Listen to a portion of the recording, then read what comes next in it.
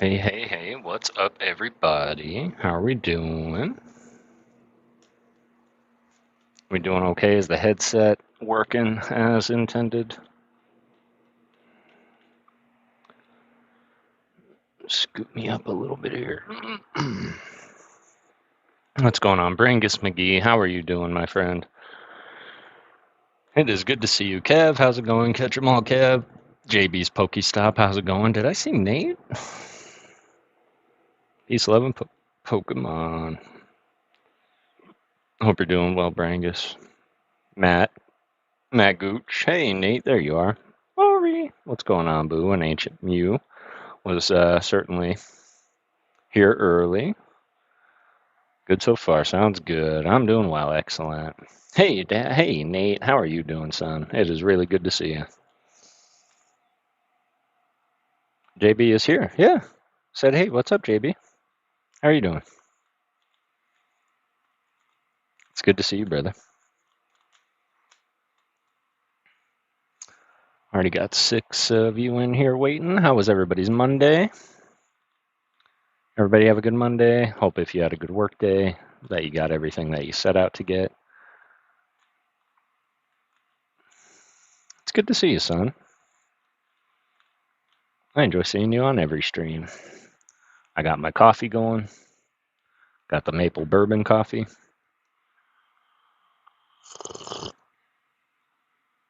Ancient Mew, how's it going? Welcome in. I saw you real early on, so sorry if you can hear my slurping. But as is tradition, we will solve the cube. Yeah, I'm glad you could too. And we'll give everybody that wants to pop in a chance to pop on in while we solve the cube and see if we can finish this book tonight. We are on the road to the Emerald City. Hey, Mama Ghost, how's it going? Glad you're doing well, Ancient Mew. Everybody say hi to Mama Ghost. Nate, LA Thunder, that's your Nana. That's my mom.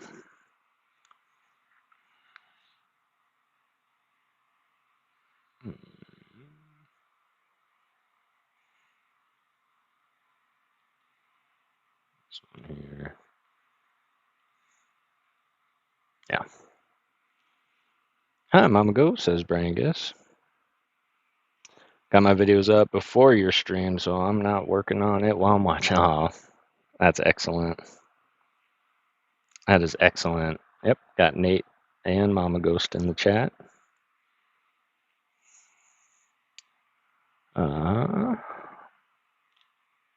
Spin that up. And lastly, I have to clean this cube. There's dirt all in between these.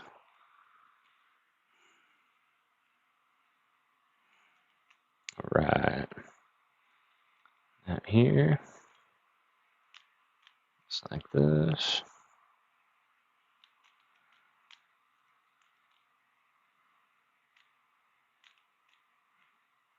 All right. But how was everybody's Monday? What did everybody do today? Everybody have a good day today. We're going to finish this book, Road to the Emerald City.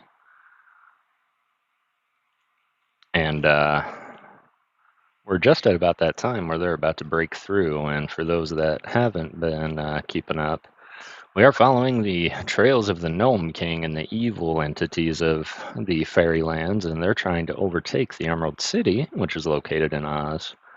But between the lands of Ev and Oz is a massive desert that is said that if you touch it, any living thing will be turned to dust instantly. So the Gnome King decided to take all of his miners and decided to work its way under the desert. It was a great day. I'm glad it was a great day. And so now they're barreling under the desert to try and overtake the Emerald City of Oz. And it's all really exciting. Of course, if Ozma lets this happen, I will be surprised. PTO. Ubered all day to make some extra money to support my challenge with packs. Absolutely, and that is a rough thing, man, to stay consistent, especially when you're doing things like opening a pack a day or doing a short every single day. It can certainly not only take a lot out of you, but it takes a lot to put into it. But I'll always remind y'all that if you are a content creator and if you are passionate about anything, I say stick with it, do it anyway. Don't worry about what anybody's going to say. And as long as you are happy with the product, that's all that matters.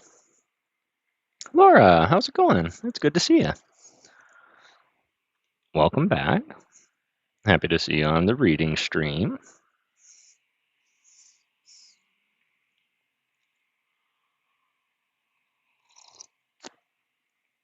216 days straight so far. Got to work hard to make it happen. Absolutely. Especially if you're going for the all year thing, man. You have less to go than when you started. Stick with it, man. I believe in you, and I know you can do it.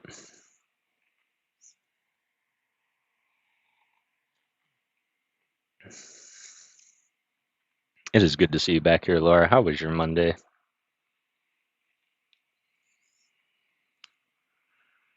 Good, good. Was about to have a nap. Got up early. Uh, got up early for love. That is tomorrow. So I'm super tired. Your voice is calming. This is perfect timing. That's what they say. They say that my voice is super calming. The headset kind of makes me come through a little bit more clear. So I'm glad that you are. I'm glad that you're here, and I hope that you sleep well. A lot of people come to this stream for the sole reason of falling asleep.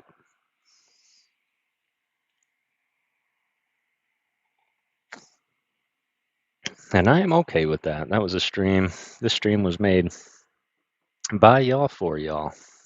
And of course, my love of reading. Which, speaking of, we only have about 8 more chapters to go in the book.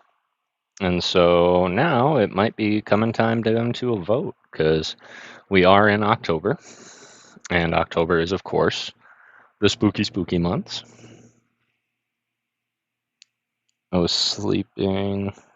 Mew 9. Slab. We are both huge Mew fans. Excellent. The Blasty Masty. I like that. I like that. But we are in the spooky, spooky Halloween season, so I was thinking it might be time to maybe put the Oz books on the shelf for October and start reading older works by like Edgar Allan Poe, The Telltale Heart, and all of his stories and poetry. Of course, we can do pretty well anything. We can look into reading like Mary Shelley's Frankenstein or Dracula. The only thing is, I want to make sure that it isn't going to be too, scary or borderline literary traumatic for the younger audience. And I would do that all day. It's with a PH though, Matt. But I would do that all day, except Stephen King is very much copywritten and not in the public domain, and I could get in trouble for utilizing those unless I just made them unlisted and deleted them after. I am working on poetry, actually, that you say that. So I am working on poetry. I'm working on redoing and editing a few poems that I actually wrote for the Halloween season. So we are going to get into plenty of those as well. And I appreciate that, Mama. But trust me when I say I would love to read the Skeleton Crew to the chat. Matt, I would like to read The Monkey. Like that whole book to the chat would be great.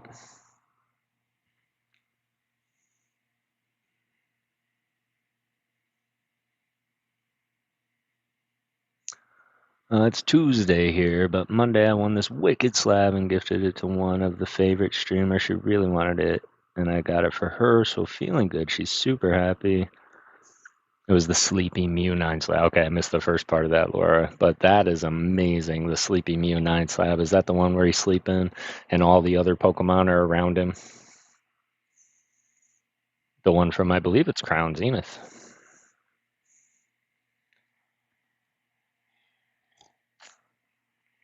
If it is, I have a theory about that card, a Pokeghost theory.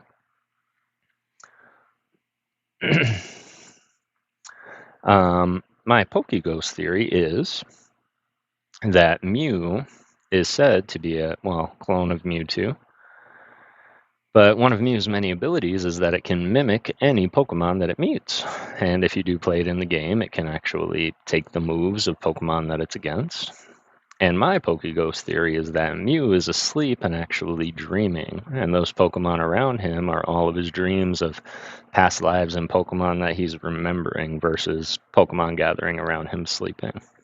And that's my Pokeghost theory.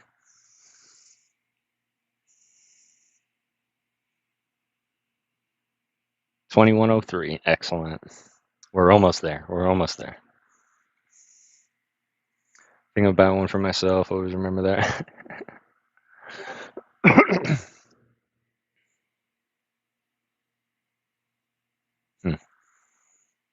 That is super cool. We are at the 11-minute mark, and there's 9 people up in here. I appreciate you readers joining me on this Relax and Read Monday.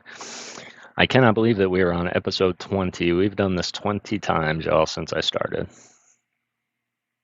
It is in the open domain, and I was thinking about that, so I might have to peruse through that and make sure it's not too scary for the likes of like Leighton and a few other younger readers that I do have. But that was on my radar, Matt, for sure. All right, let's get into it. Let's dive in head first. Cube is solved, 10 minutes in, and we got 8 chapters to go. For interesting news, my fave, and I didn't know that I named my Mew Bilbo Baggins on Pokemon Go. Months to get him, and I've walked.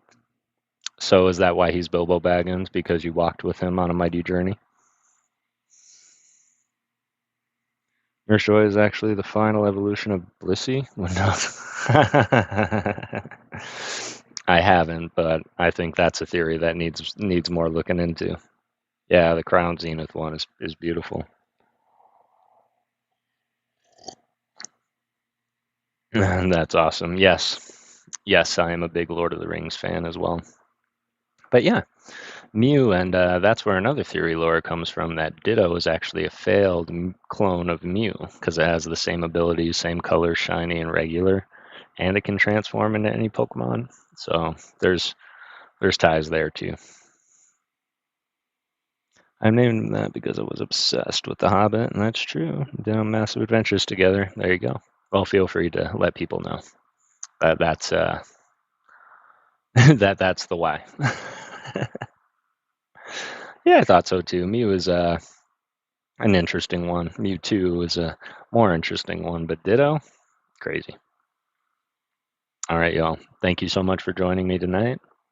Let's jump into chapter number 17. Another great one, and I prefer the lessons of humility in that one, Matt. That might be. Why is that still relevant today? But Frankenstein. I'm going to remember that one. Chapter 17. How they came to Bunbury.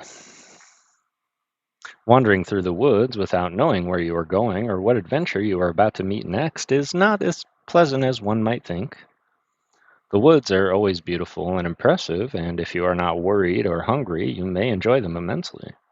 But Dorothy was worried and hungry that morning, so she paid little attention to the beauties of the forest and hurried along as fast as she could.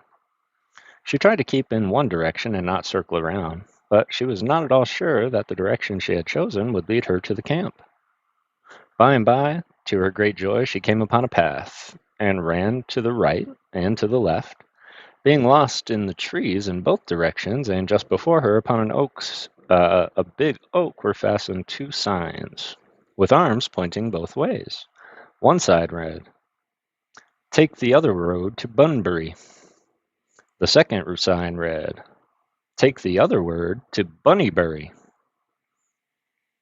"Well," exclaimed Bellina, eyeing the signs, "this looks as if we are getting back to civilization again." "I'm not sure about the civilization, dear," replied the little girl, "but it looks as if we might get somewhere, and that's a big relief anyhow." "Which path shall we take?" inquired the yellow hen. Dorothy stared at the signs thoughtfully. Bunbury. Sounds like there's something to eat, she said. Let's go there. It's all the same to me, replied Bellina. She had picked up enough bugs and insects from the moss as she went along to satisfy her own hunger.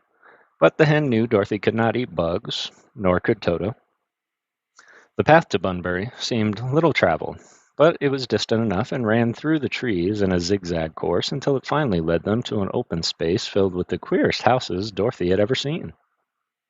They were all made of crackers laid out in tiny squares, and were of many pretty and ornamental shapes, having balconies and porches with posts of breadsticks and roofs shingled with wafer crackers. There were walks of bread crusts leading from house to house and forming streets, and the place seemed to have many inhabitants. When Dorothy, followed by Bellina and Toto, entered the place, they found people walking on the streets or assembled in groups talking together, or sitting upon the porches and balconies. And what funny people they were! Men, women, and children were all made of buns and bread. Some were thin and others fat. Some were white and some were light brown and some very dark of complexion. A few of the buns, which seemed to form the more important class of people, were neatly frosted. Some had raisins for eyes and currant buttons on their clothes. Others had eyes of cloves and legs of stick cinnamon, and many wore hats and bonnets frosted pink and green. There was something of a commotion in Bunbury when the strangers suddenly appeared among them. Women caught up their children and hurried into their houses, shutting the cracker doors carefully behind them.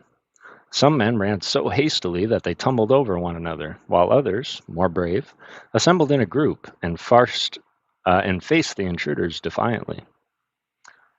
Dorothy at once realized that she must act with caution in order not to frighten these shy people, who were evidently unused to the presence of strangers. There was a delightful, fragrant odor of fresh bread in the town, and this made the little girl more hungry than ever.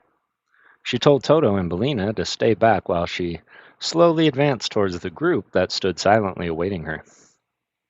You must excuse me for coming unexpected, she said softly, but I really didn't know I was coming here until I arrived. I was lost in the woods, you know, and I'm as hungry as anything. Hungry? They murmured in horrified chorus. Yes, I haven't had anything to eat since last night's supper, she exclaimed. Are there any edibles in Bunbury?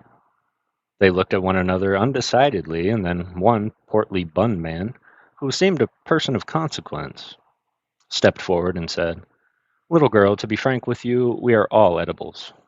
Everything in Bunbury is edible to ravenous human creatures like you, but it is to escape being eaten and destroyed that we have secluded ourselves in this out-of-the-way place, and there is neither right nor justice in your coming here to feed upon us.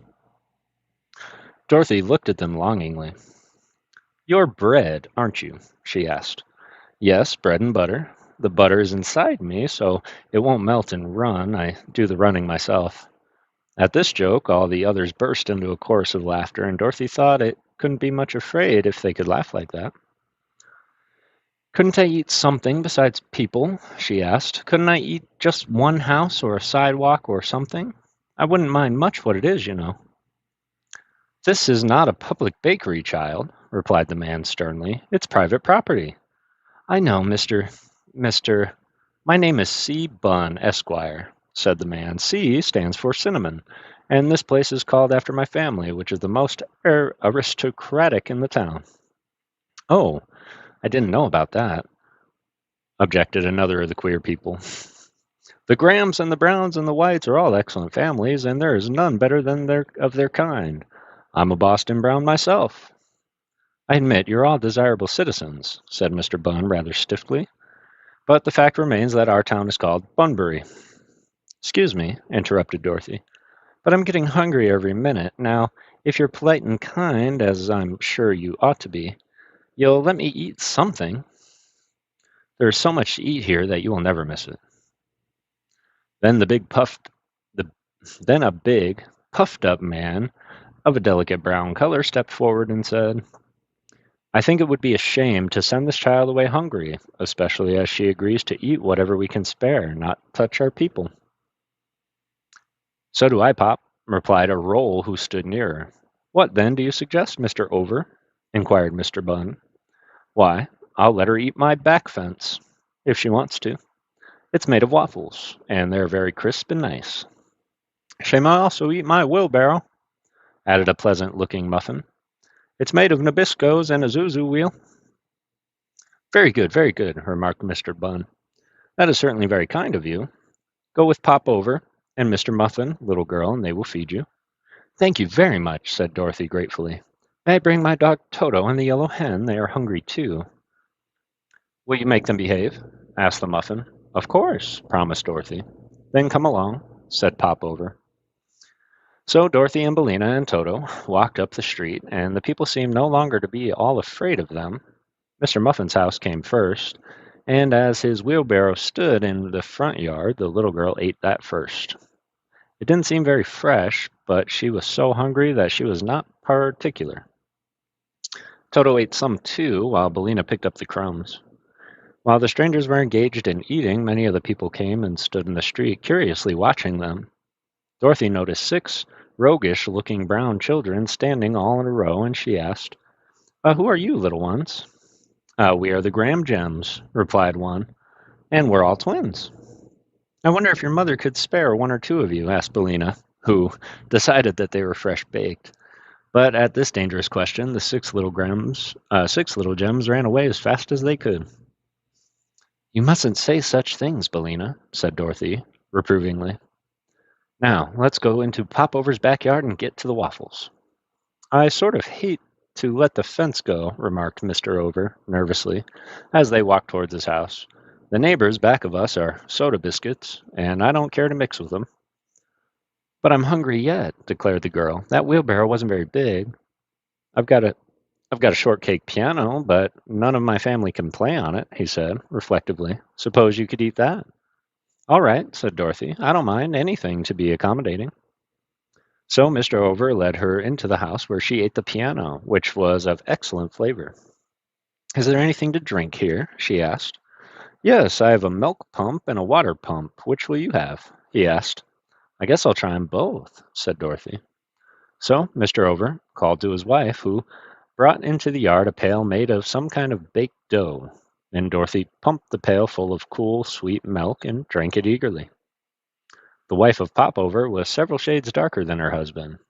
Are you overdone? The little girl asked her. No, indeed, answered the woman. I'm neither overdone nor done over. I'm just Mrs. Over, and I am the president of the Bunbury Breakfast Band. Dorothy thanked them for their hospitality and went away. At the gate, Mr. Cinnamon Bun met her and said he would show her around the town. We have some very interesting inhabitants, he remarked, walking stiffly beside her on his cinnamon stick legs. And all of us who are good in health are well bred. If you are no longer hungry, we will call upon a few of the most important citizens. Toto and Billina followed behind them, behaving very well.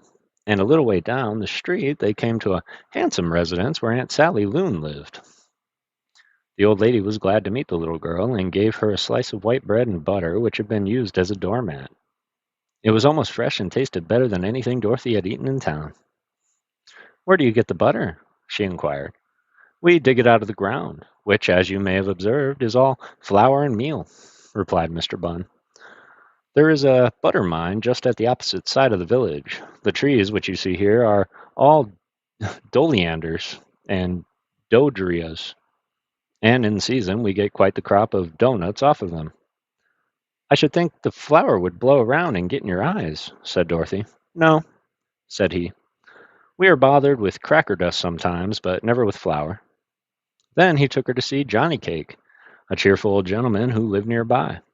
I suppose you've heard of me, said old Johnny with an air of pride. I'm a great favorite all over the world. Aren't you rather yellow? Asked Dorothy, looking at him critically. Maybe, child, but don't think I'm bilious, for if I was never in better health in all my life, replied the old gentleman. If anything ailed me, I'd willingly acknowledge the corn. Johnny's a trifle stale, said Mr. Bunn as they went away, but he's a good mixer and never gets cross-grained. I will now take you to call upon some of our own relatives. They visited the sugar buns and the currant buns and the Spanish buns, the latter having a decidedly foreign appearance. Then they were then they saw the French Rolls, who were very polite to them, and made a brief call upon the Parker H. Rolls, who seemed a bit proud and overbearing. "But they're not as stuck up as the Frosted Jumbles," declared Mr. Bunn, "who are people I really can't abide. I don't like to be suspicious or talk scandal, but sometimes I think the Jumbles have too much baking powder in them." Just then a dreadful scream was heard, and Dorothy turned hastily around to find a scene of great excitement. A little way down the street, the people were crowding around Toto and throwing at him everything they could find at hand. They pelted the little dog with hard tack and crackers and even articles of furniture which were hard baked and heavy enough for missiles. Toto howled a little as the assortment of baked stuff struck him, but he stood still with his head bowed and tail between his legs until Dorothy ran up and inquired what the matter was. "Matter?" cried the Ray loafer, indignantly.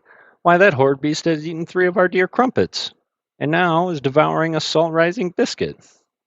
"Oh, Toto, how could you?" exclaimed Dorothy in distress.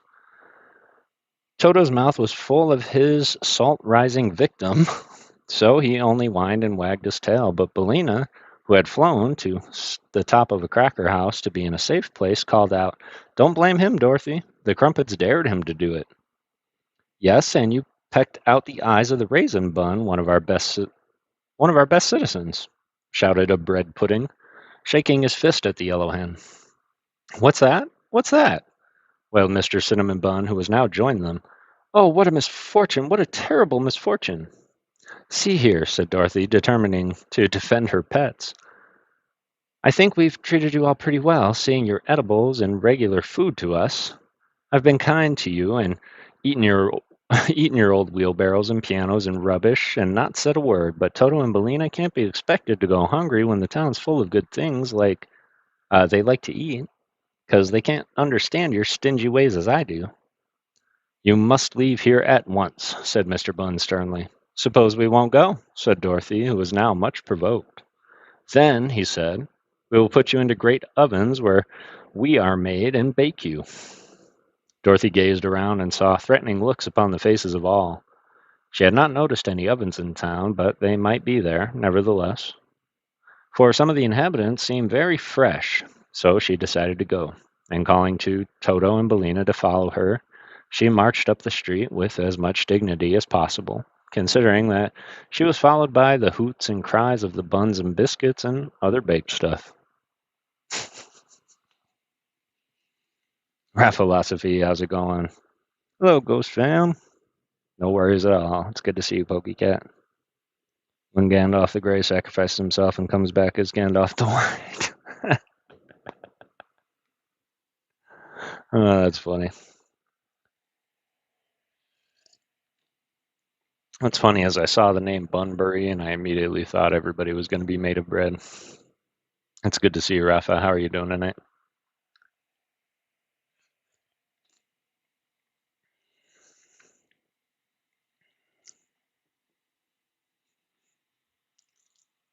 Sorry you have a headache.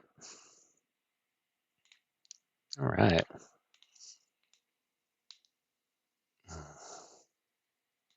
Coffee's going quick tonight.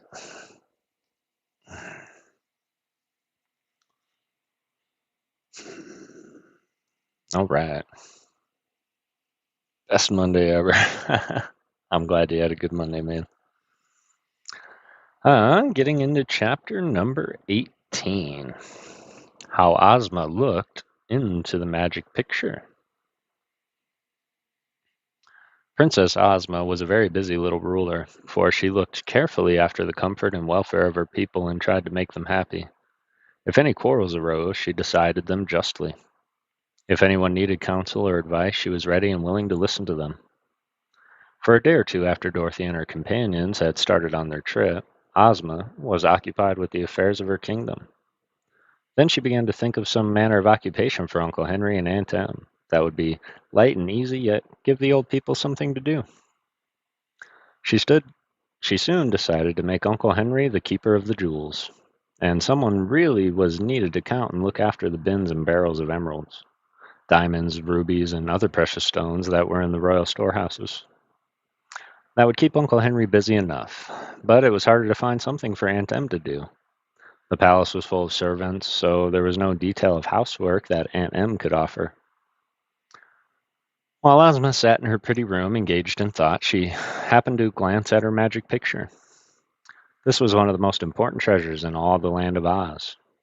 It was a large picture, set in a beautiful gold frame, and it hung in a prominent place upon the wall of Ozma's private room. Usually, this picture seemed merely a country scene, but whenever Ozma looked at it and wished to know what any of her friends or acquaintances were doing, the magic of this wonderful picture was straightway disclosed. For the country scene would gradually fade away, and in its place would appear the likeness of the person or persons Ozma might wish to see, surrounded by the actual scenes in which they were then placed. In this way, the princess could view any part of the world she wished, and watch the actions of anyone in whom she was interested. Ozma had often seen Dorothy in her Kansas home by this means, and now, having a little leisure, she expressed a desire to see her old little friend again. It was while the travelers were in Fiddlecumjig, and Ozma laughed merrily as she watched in the pictures her friends trying to match the pieces of the grandmother Gint together. They seemed happy and are doubtless having a good time, the girl ruler said to herself, and then she began to think of the many adventures she herself had encountered with Dorothy. The image of her friends now faded from the magical picture, and the old landscape slowly appeared. Ozma was thinking of the time when, with Dorothy and her army, she marched to the Gnome King's underground cavern beyond the land of Ev and forced the old monarch to liberate his captives who belonged to the royal family of Ev. That was the time when the Scarecrow nearly frightened the Gnome King into fits by throwing one of Billina's eggs at him. And Dorothy had captured King Roquat's magic belt and brought it away with her to the land of Oz. The pretty princess smiled at the recollection of this adventure, and then she wondered what had become of the Gnome King since then. Merely because she was curious and had nothing better to do, Ozma glanced at the magic picture and wished to see in it the Gnome King, the King of the Gnomes. Roquat the Red went every day into his tunnel to see how the work was getting along and to hurry his workmen as much as possible. He was there now, and Ozma saw him plainly in the magic picture. She saw the underground tunnel, reaching far underneath the deadly desert which separated the land of Oz from the mountains beneath which the Gnome King and his extensive caverns. She saw that the tunnel was being made in the direction of the Emerald City, and knew at once it was being dug so the army of the gnomes could march through it and attack her own beautiful and peaceful country. I suppose King Roquat is planning revenge against us, she said musingly, and thinks he can surprise us and make us his captives and slaves.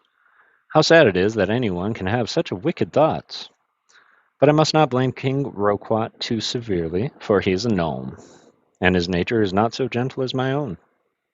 Then she dismissed from her mind further thought of the tunnel, for that time, and began to wonder if Aunt Em would not be happy as royal mender of the stockings of the ruler of Oz. Ozma wore few holes in her stockings, still, they sometimes needed mending. Aunt Em ought to be able to do that very nicely. Next day, the princess watched the tunnel again in her magic picture, and every day afterward she devoted a few minutes to inspecting the work. It was not especially interesting, but she felt that it was her duty. Slowly but surely, the big arched hole crept through the rocks underneath the deadly desert, and day by day it drew nearer and nearer to the Emerald City.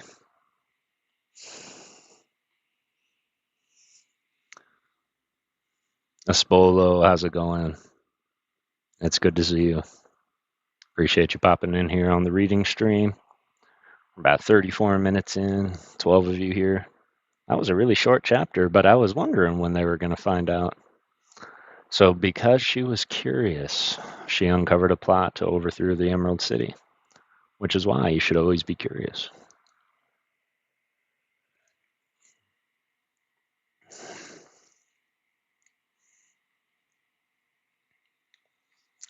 Now I can only imagine that Dorothy's going to leave Bunbury and go to Bunnybury. Anybody want to guess what's in Bunnybury?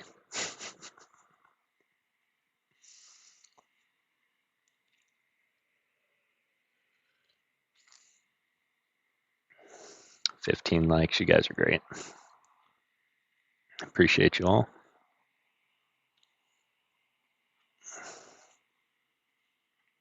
And let's get into bunnies. Yeah, that's what I was thinking too. Good news. I got approved for my secondary interview, so I'm going my first shift tomorrow and then the other one on Friday. Let's go. Nate, congratulations, man. Getting his first job, or first job, second job?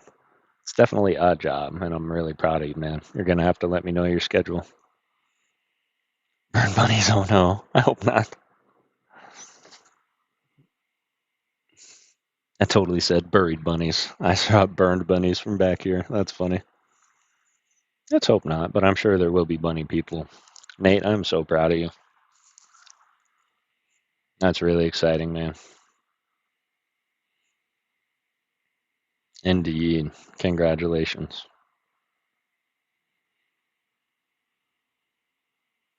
My first job. Excellent, man. Excellent. I'm so proud of you. Let me know if you need any help or have any questions. I don't know what it is that I could help in regards to swimming instructors, but I'm definitely here for you if you need anything. Nana's saying he's proud of Nate too. Chapter 19. How Bunnybury welcomed the strangers. Marvel, how's it going? It's good to see you. Hope you're doing well, Marvel. We're just reading tonight. We're reading the Road to the City of Oz. I think it's called the Road to the Emerald City.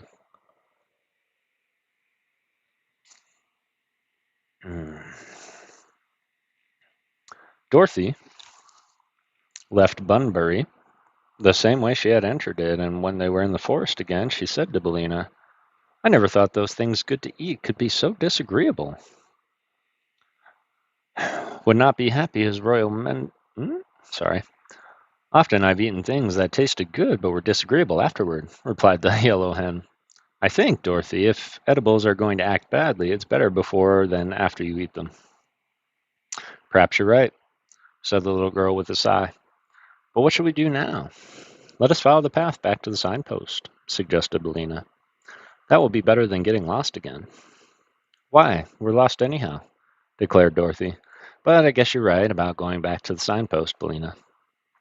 They returned along the path to the place where they had first found it, and at once took the other road, to Bunnybury.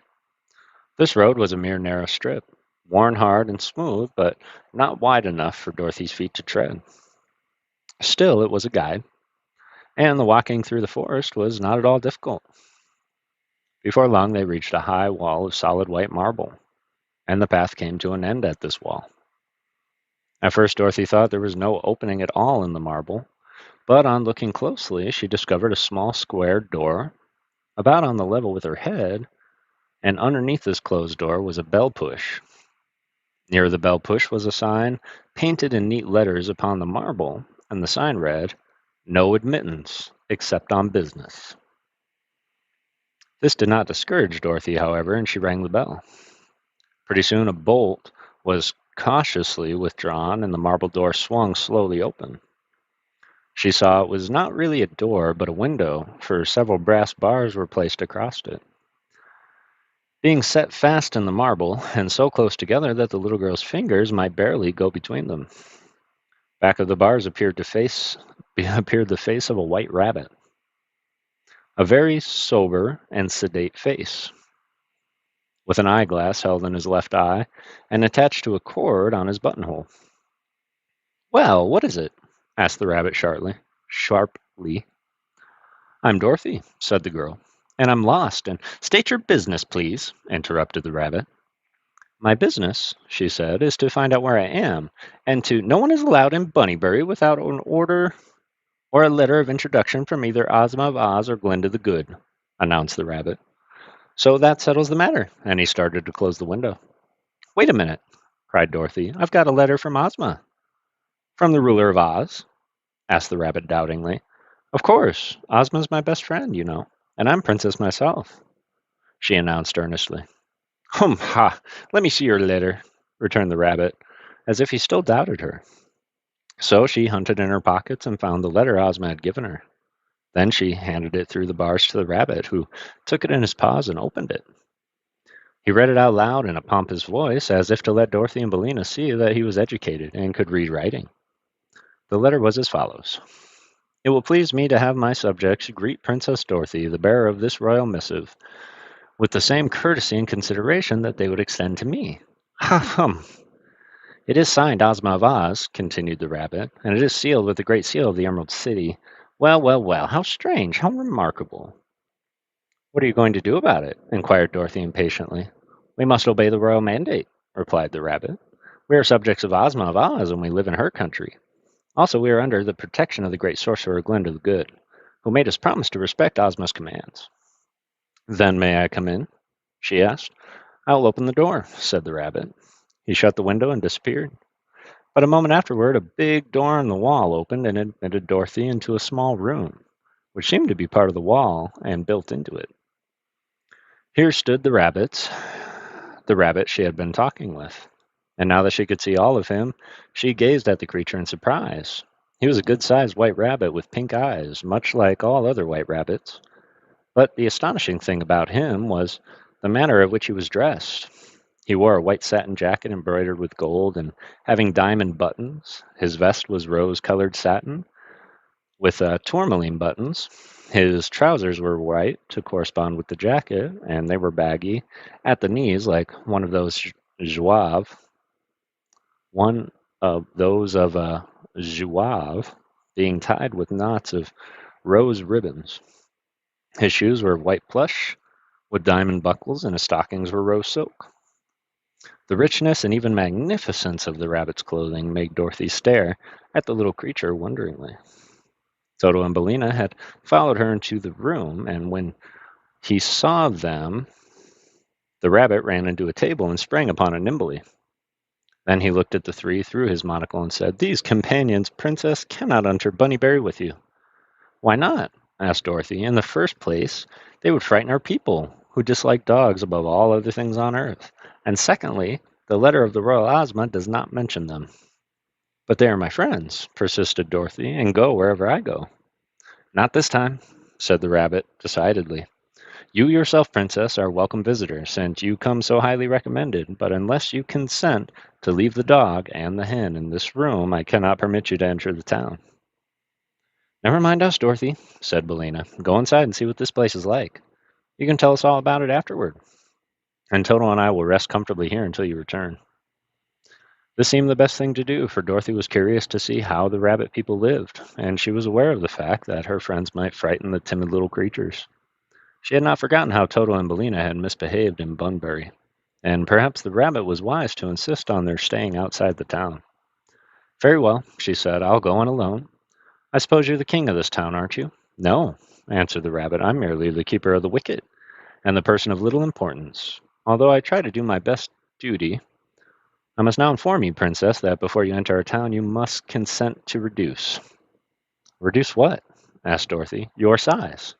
You must become the size of the rabbits, although you may retain your own form." "Wouldn't my clothes be too big for me?" she inquired. "No, they'll reduce when your body does." "Can you make me smaller?" asked the girl. "Easily," returned the rabbit. "And will you make me big again when I'm ready to go away?" "I will," he said. "All right, then, I'm willing," she announced. And the rabbit jumped from the table and ran, or rather hopped, to the further wall, where he opened a door so tiny that even Toto could scarcely have crawled through it. "Follow me," he said. Now, almost any other little girl would have declared that she could not get through the small door. But Dorothy had already encountered so many fairy adventures that she believed nothing was impossible in the land of Oz. So she quietly walked toward the door, and at every step she grew smaller and smaller, until by the time the opening was reached, she could pass through it with ease. Indeed, as she stood beside the rabbit, who sat upon his hind legs and used his paws as hands, her head was just about as high as his own. Then the keeper of the wicket passed through, and she followed, for which the door swung shut and locked itself with a sharp click. Dorothy now found herself in a city so strange and beautiful that she gave a gasp of surprise. The high marble wall extended all around the palace and shut out all the rest of the world. And here were marble houses of curious forms, most of them resembling overturned kettles, but with delicate, slender spires and minarets running far up into the sky. The streets were paved with white marble, and in front of each house was a lawn of green, rich clover. Everything was as neat as wax, and green and white contrasting prettily together. But the rabbit people were, after all, the most amazing things Dorothy saw. The streets were full of them, and their costumes so splendid that the rich dress of the keeper of the wicket was commonplace when compared to the others. Silks and satins of delicate hues seemed always used for material, and nearly every costume sparkled with exquisite gems. But the lady rabbits outshone the gentlemen rabbits in splendor, and the cut of their gowns was really wonderful. They wore bonnets, too, with feathers and jewels in them, and some wheeled baby carriages in which the girl could see wee bunnies. Some were laying asleep, while others lay sucking their paws and looking around them with big pink eyes. As Dorothy was no bigger in size than the grown-up rabbits, she had a chance to observe them closely before they noticed her presence. Then they did not seem at all alarmed, although the little girl naturally became the center of attraction and regarded her with great curiosity. "Make way!" cried the keeper of the wicket, in a pompous voice. "Make way for Princess Dorothy, who comes from Ozma of Oz." Hearing this announcement, the throng of rabbits gave place to them on the walks, and as Dorothy passed along, they all bowed their heads respectfully. Walking thus some through several handsome streets, they came to a square in the center of the city. In this square were some pretty trees and a statue in bronze of Glinda the Good, while beyond it were the portals of the royal palace, an extensive and imposing building of white marble covered with the filigree of frosted gold. Man, let me tell you, this is really testing my vocabulary.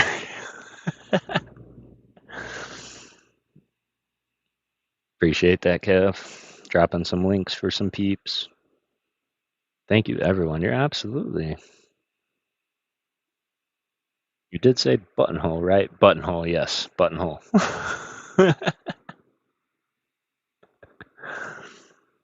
Buttonhole. Oh, that was funny. Oh, that is funny. I do appreciate you all being here, of course, joining me for this. I'm going to refresh my coffee. And I did want to, of course, ask you for two things. One, first is going to be forgiveness, because not next week, Monday, which is going to be a holiday, we will be reading. But the Monday after that is actually my birthday. And so on October the 20th, it does fall on a Monday. And I know that we normally relax and read on Mondays, but I'm going to actually turn that into a classic Pokemon stream so that we can all get together and celebrate, party it up, do a bunch of giveaways and whatnot on a Monday. And I hope you're okay with that. But I figured it would be fun to celebrate on the actual day, and it happened to fall on a day we stream. So with that, I'm going to refresh my coffee real quick. And I'll be right back, and we will finish the home stretch. Got about 4 chapters left.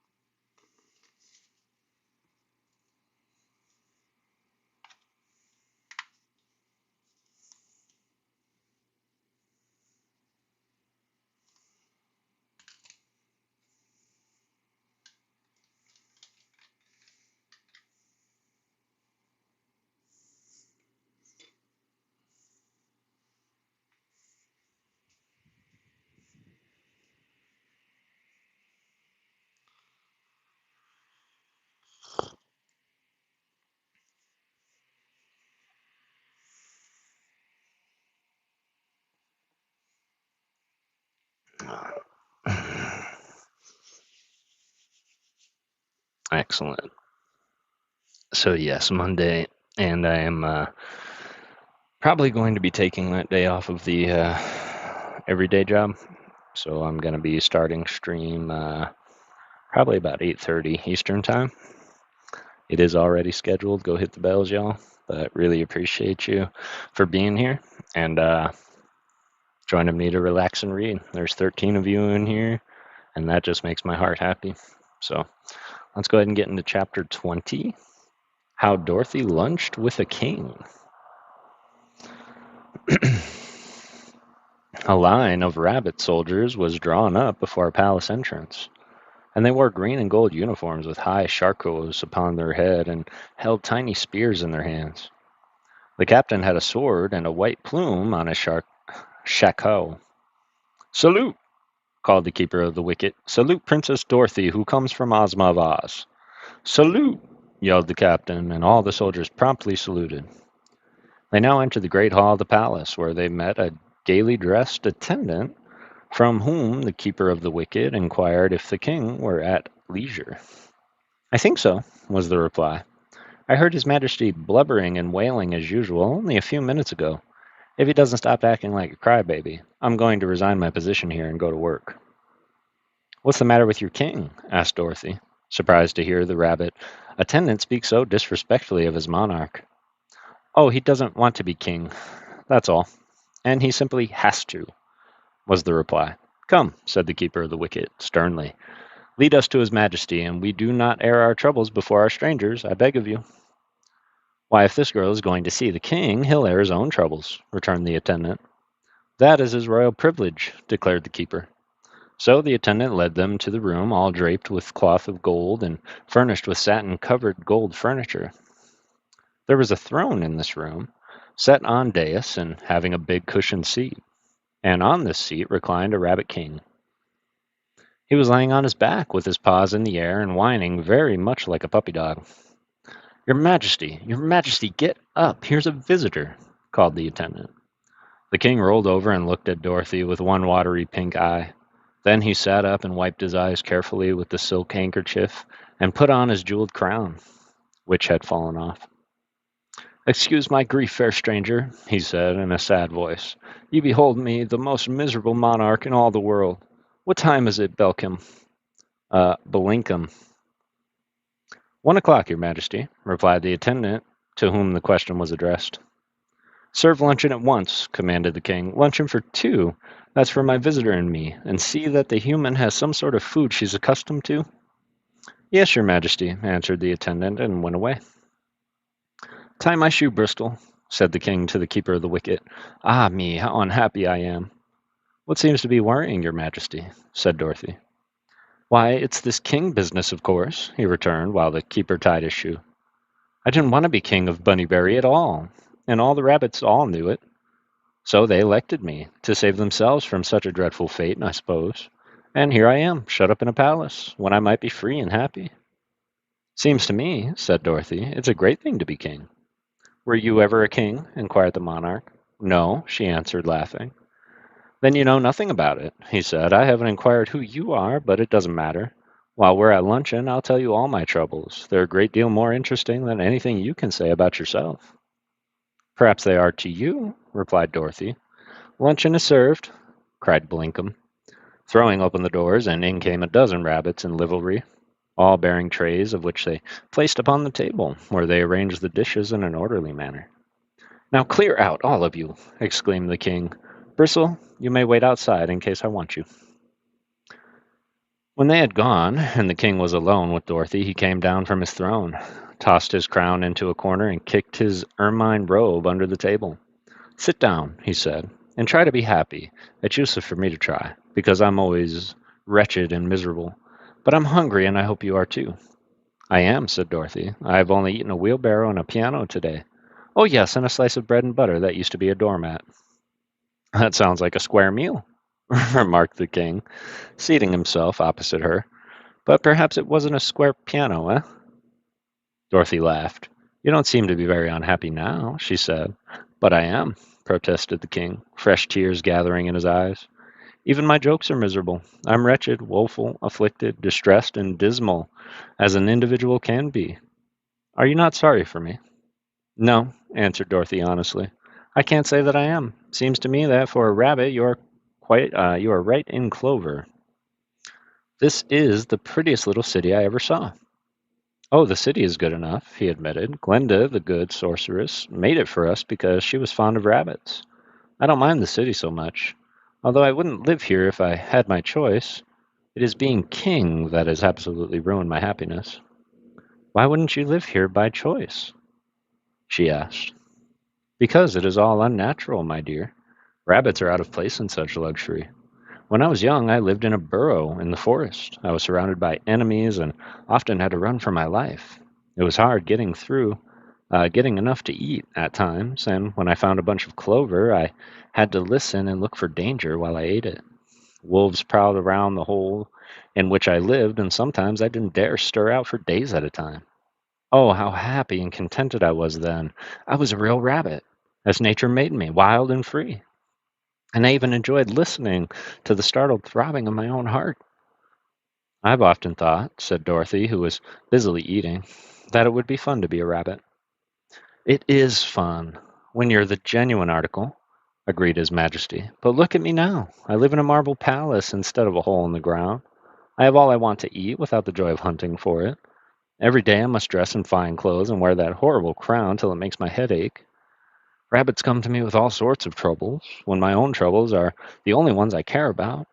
When I walk out, I can't hop and run. I must strut on my rear legs and wear the ermine robe, and the soldiers salute me, and the bands play, and the other rabbits laugh and clap their paws and cry out, 'Hail to the king!' Now let me ask you, as a friend, and a young lady of good judgment, isn't all this pomp and foolishness enough to make a decent rabbit miserable?"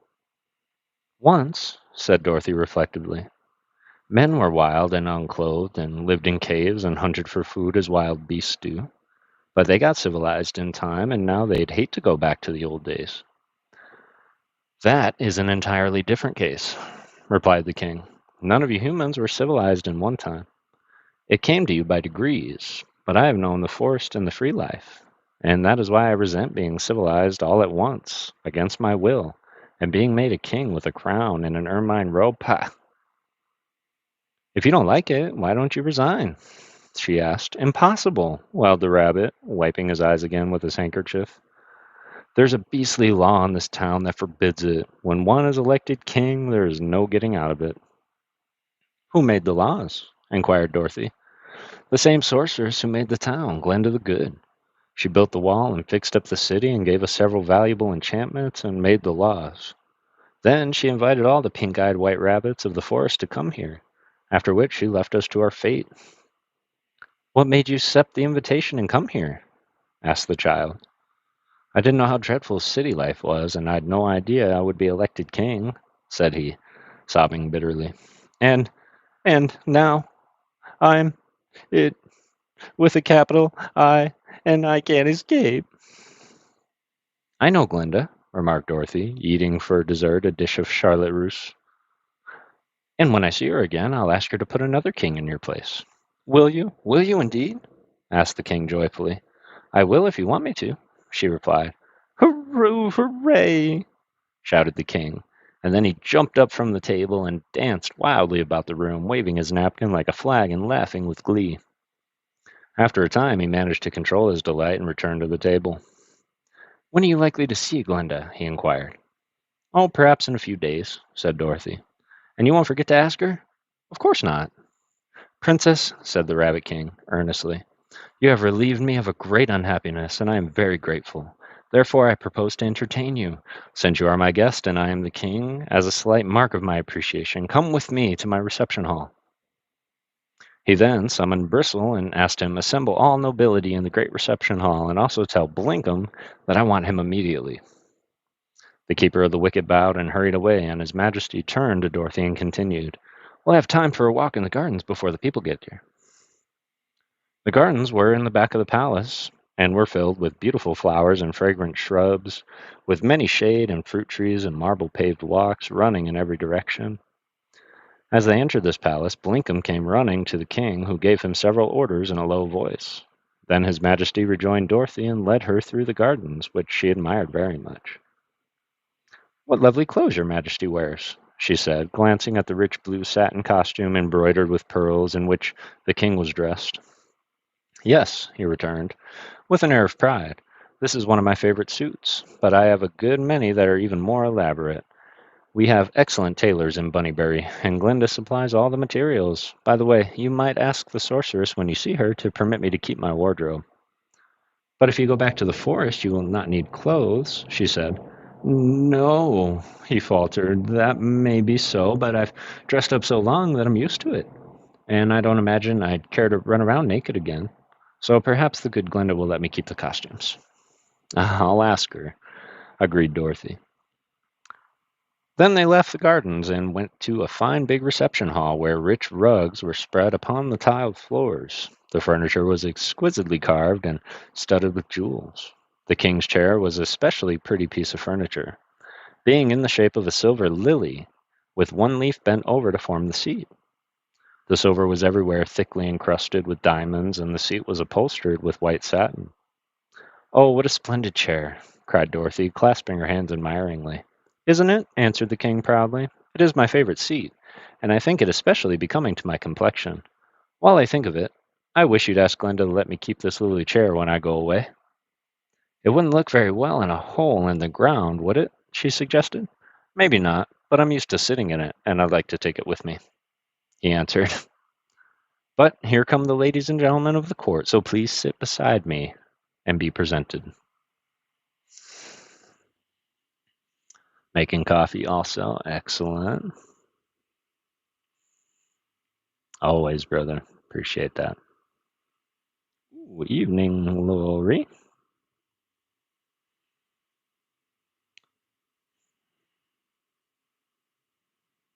Hungry Hollow, how's it going? It's good to see you. Appreciate everybody being here. Alec Longoria, how's it going?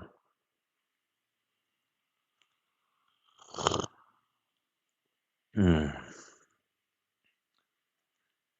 How was your Monday? I hope everything is going well for everybody. About an hour in and about 4 chapters left. I'm about at the halfway mark. It is really good to see you all, and I appreciate you joining me on this reading Monday. And I hope you're all enjoying the story. Work was work. Well, I hope that you get to relax now and just chill for the night and listen to the story. I am really into this story. I'm ready to hear what war sounds like in the land of Oz, because it sounds like that's where it's headed. And it sounds like Ozma's ready. And that's what I'm stoked about. But it sounds to me like this rabbit doesn't want to be king, but he wants to keep all the king's stuff. So I think he's about to change his mind. As we get into chapter 21, how the king changed his mind. Ooh, I should really read before I talk. All right. Chapter 21. Let me get some of this coffee while it's piping.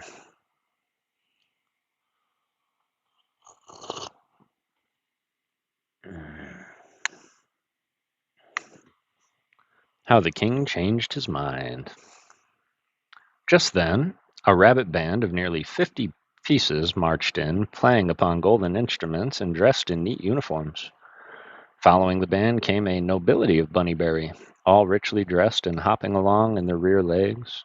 Both the ladies and the gentlemen wore white gloves upon their paws, with their rings on the outside of the gloves, as this seemed to be the fashion here.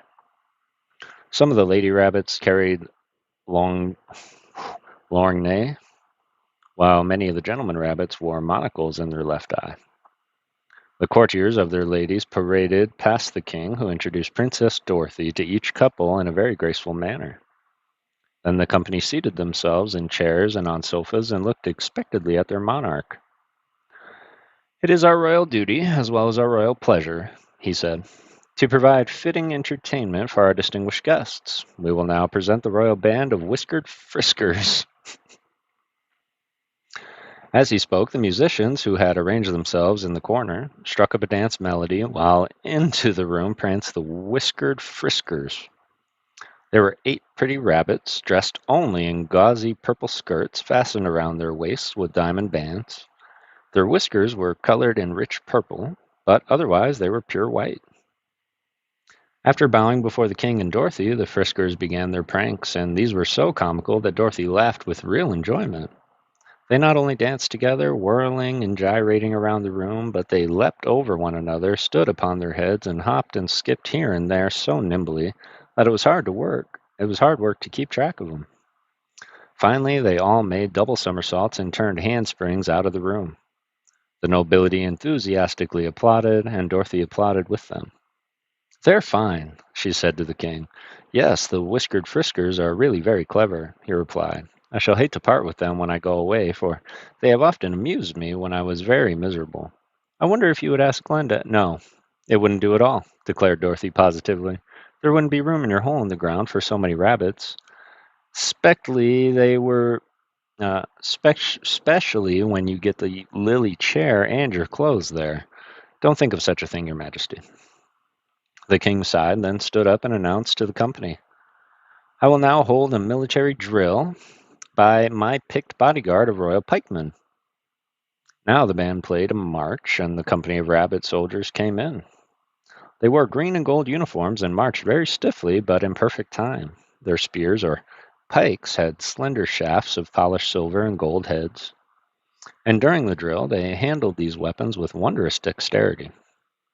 "I should think you'd feel pretty safe with such fine bodyguards," remarked Dorothy. "Oh, I do," said the king. "They protect me from every harm." "I suppose Glinda wouldn't—" "No," interrupted the girl. "I'm sure she wouldn't. It's his own king's bodyguard, and when you are no longer king, you can't have them." The king did not reply, but he looked rather sorrowful for a time. When the soldiers had marched out, he said to the company, "The royal jugglers will now appear." Dorothy had seen many jugglers in her lifetime, but never so interesting as these. There were 6 of them, dressed in black satin embroidered with queer symbols in silver, a costume which contrasted strongly with their snow-white fur. First, they pushed in a big red ball, and 3 of the rabbit jugglers stood upon its top and made it roll. Then 2 of them caught up the third and tossed him into the air, all vanishing, until only 2 were left. Then one of these tossed the other upward and remained alone of all his fellows. This last juggler now touched the red ball, which fell apart, being hollow, and the 5 rabbits who had disappeared in the air scrambled out of the hollow ball. Next they all clung together and rolled swiftly upon the floor. When they came to a stop, only one fat rabbit juggler was seen, the other seemingly to be inside him. This one leaped lightly into the air, and when he came down he exploded and separated into the original 6. Then 4 of them rolled themselves round into balls, and the other 2 tossed them around and played ball with them. These were but a few of the tricks the rabbit jugglers performed, and they were so skillful that all the nobility and even the king applauded as loudly as Dorothy did. "I suppose there are no rabbit jugglers in all the world to compare to these," remarked the king. "And since I may not have the whiskered Friskers or my bodyguards, you might ask Glinda to let me take away 2 or 3 of these jugglers, will you?"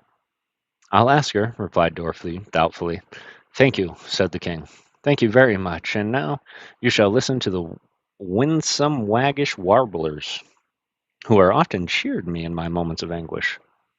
The winsome waggish warblers proved to be a quartet of rabbit singers, 2 gentlemen and 2 lady rabbits. The gentlemen warblers wore full-dressed, swallow-tailed suits of white satin, with pearls for buttons, while the lady warblers were gowned in white satin dresses with long trails.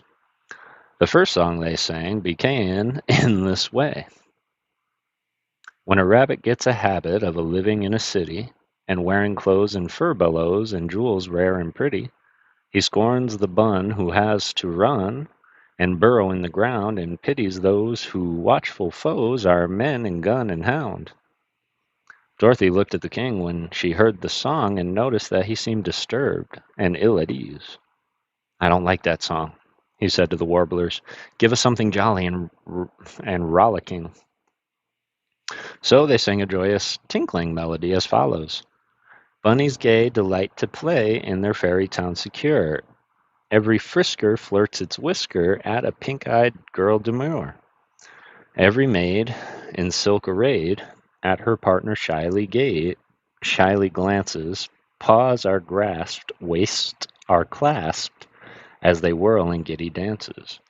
Then together through the heather, 'neath the moonlight soft they stroll, as is each is very blithe and merry, gambolling with laughter droll.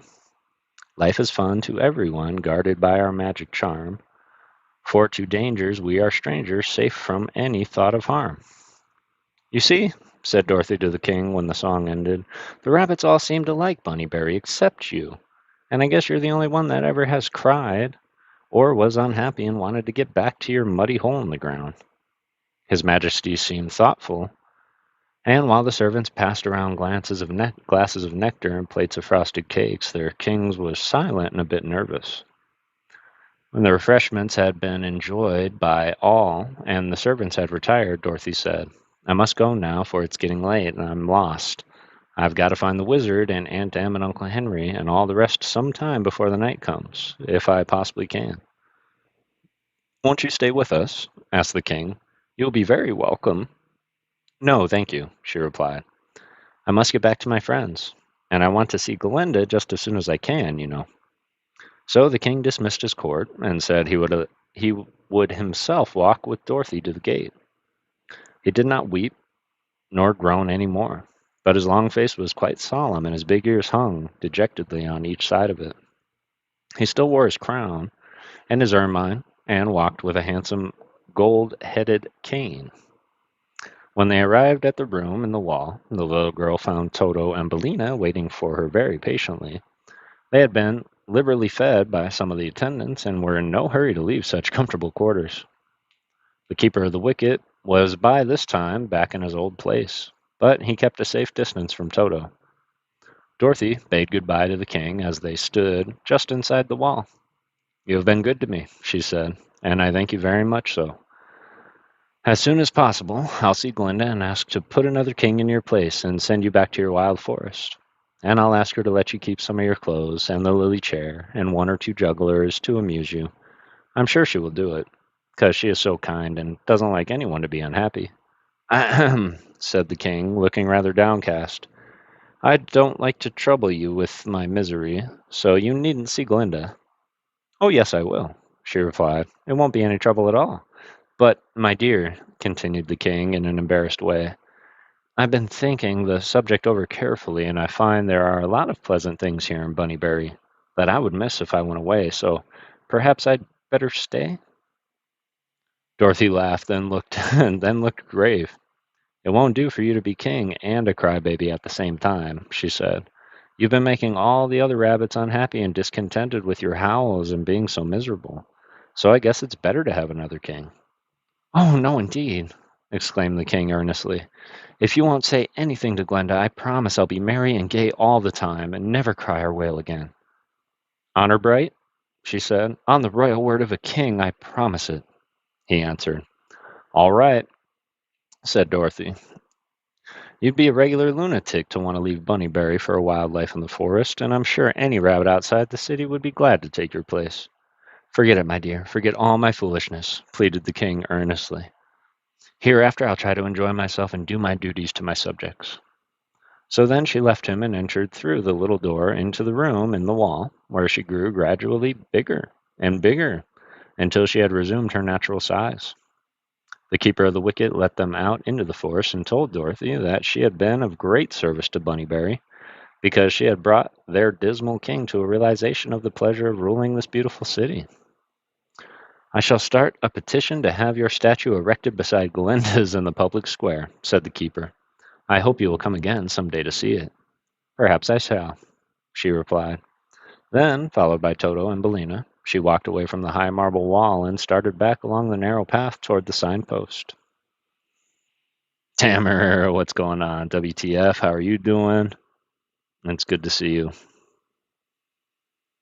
Appreciate you guys popping in. 14 of y'all relaxing and reading on this beautiful Monday night. And yeah, it seems like the rabbit changed his mind. I could only see where he was coming from, kind of, because I mean, to be taken out of nature and put into, royalty and nobility, it can probably be a little off-putting.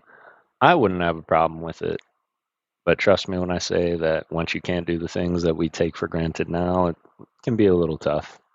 But he changed his mind. Gotta go to bed soon. No problem at all, Mama. I know that it is late there. It's coming up on midnight. So I really appreciate you hanging out, Mama. And I hope you're enjoying the story. But if you do go to sleep in the next chapter, I do love you, and I thank you very, very much for helping me out the way that you did. You truly are the hero. Loving it, says Matt. I appreciate that. And we're going to get into chapter 22. So we have 22, 23, and 24 left. Of course, I like the story. I appreciate that. I'm digging the story too. I feel like Dorothy got a little more mature in the story. Belina, however, she's still pretty immature. Chapter 22, How the Wizard Found Dorothy. When they came to the signpost, there, to their joy, were the tents of the wizard perched beside the path and the kettle bubbling merrily over the fire.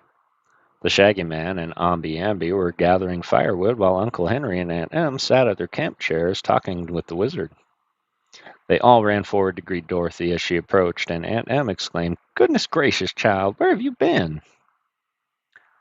"You've been playing hooky the whole day," added the Shaggy Man reproachfully. "Well, you see, I've been lost," exclaimed the little girl. "And I've tried awful hard to find a way back to you, but just couldn't do it." "Did you wander in the forest all day?" asked Uncle Henry. "You must be most starved," said Aunt Em. "No," said Dorothy, "I'm not hungry. I had a wheelbarrow and a piano for breakfast, and I lunched with the king." "Ah!" exclaimed the wizard, nodding with a bright smile. "So you have been having adventures again?" "She's stark crazy," cried Aunt Em. "Who ever heard of eating a wheelbarrow?" "It wasn't very big," said Dorothy, "and it had a zuzu wheel." "And I ate the crumbs," said Billina soberly. "Sit down and tell us all about it," begged the wizard. "I've hunted for you all day, and at last I noticed your footsteps in this path and the tracks of Billina. We found the path by accident, and seeing it only led 2 places, I decided you were at either one or the other of those places, so we made camp and waited for you to return. And now, Dorothy, tell us where you have been to. To Bunbury or Bunnybury?" "Why, I've been to both," she replied. "But first I went to Utensia, which isn't on any path at all." She then sat down and relayed the day's adventures. And you may be sure Aunt Em and Uncle Henry were much astonished at the story. "But after seeing the cutting clips and the fuddles," remarked her uncle, "we ought to not wonder at anything in this strange country." "Seems like the only common and ordinary folks here are ourselves," rejoined Aunt Em defiantly. "Now that we're together again, and one united party," observed the Shaggy Man, "what are we to do next?" "Have some supper and a night's rest," answered the wizard promptly, "and then proceed on our journey." "Where to?" asked the Captain General. "We haven't visited Rigmaroles or the Flutterbudgets yet," said Dorothy. "I'd like to see them, wouldn't you?" "They don't sound very interesting," objected Aunt Em, "but perhaps they are." "And then," continued the little wizard, "we'll call upon the Tin Woodman and Jack Pumpkinhead and our old friend the Scarecrow on our way home." "That will be nice," cried Dorothy eagerly. "Can't can't say they sound very interesting either," remarked Aunt Em. "Why, they're our best friends I have," asserted the little girl, "and you're sure to like them, Aunt Em, 'cause everybody likes them." By this time twilight was approaching, so they ate a fine supper, which the wizard had magically produced from the kettle, and then went to bed in cozy tents. They were up.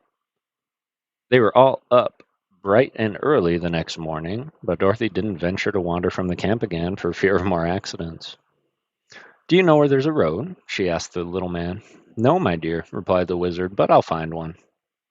After breakfast, he waved his hand toward the tents, and they became handkerchiefs again, which were at once returned to the pockets of their owners. Then they all climbed into the red wagon, and the sawhorse inquired, "Which way?" Never mind which way, replied the wizard. Just go as you please, and you're sure to be right. I've enchanted the wheels of the wagon, and they will roll in the right direction, never fear.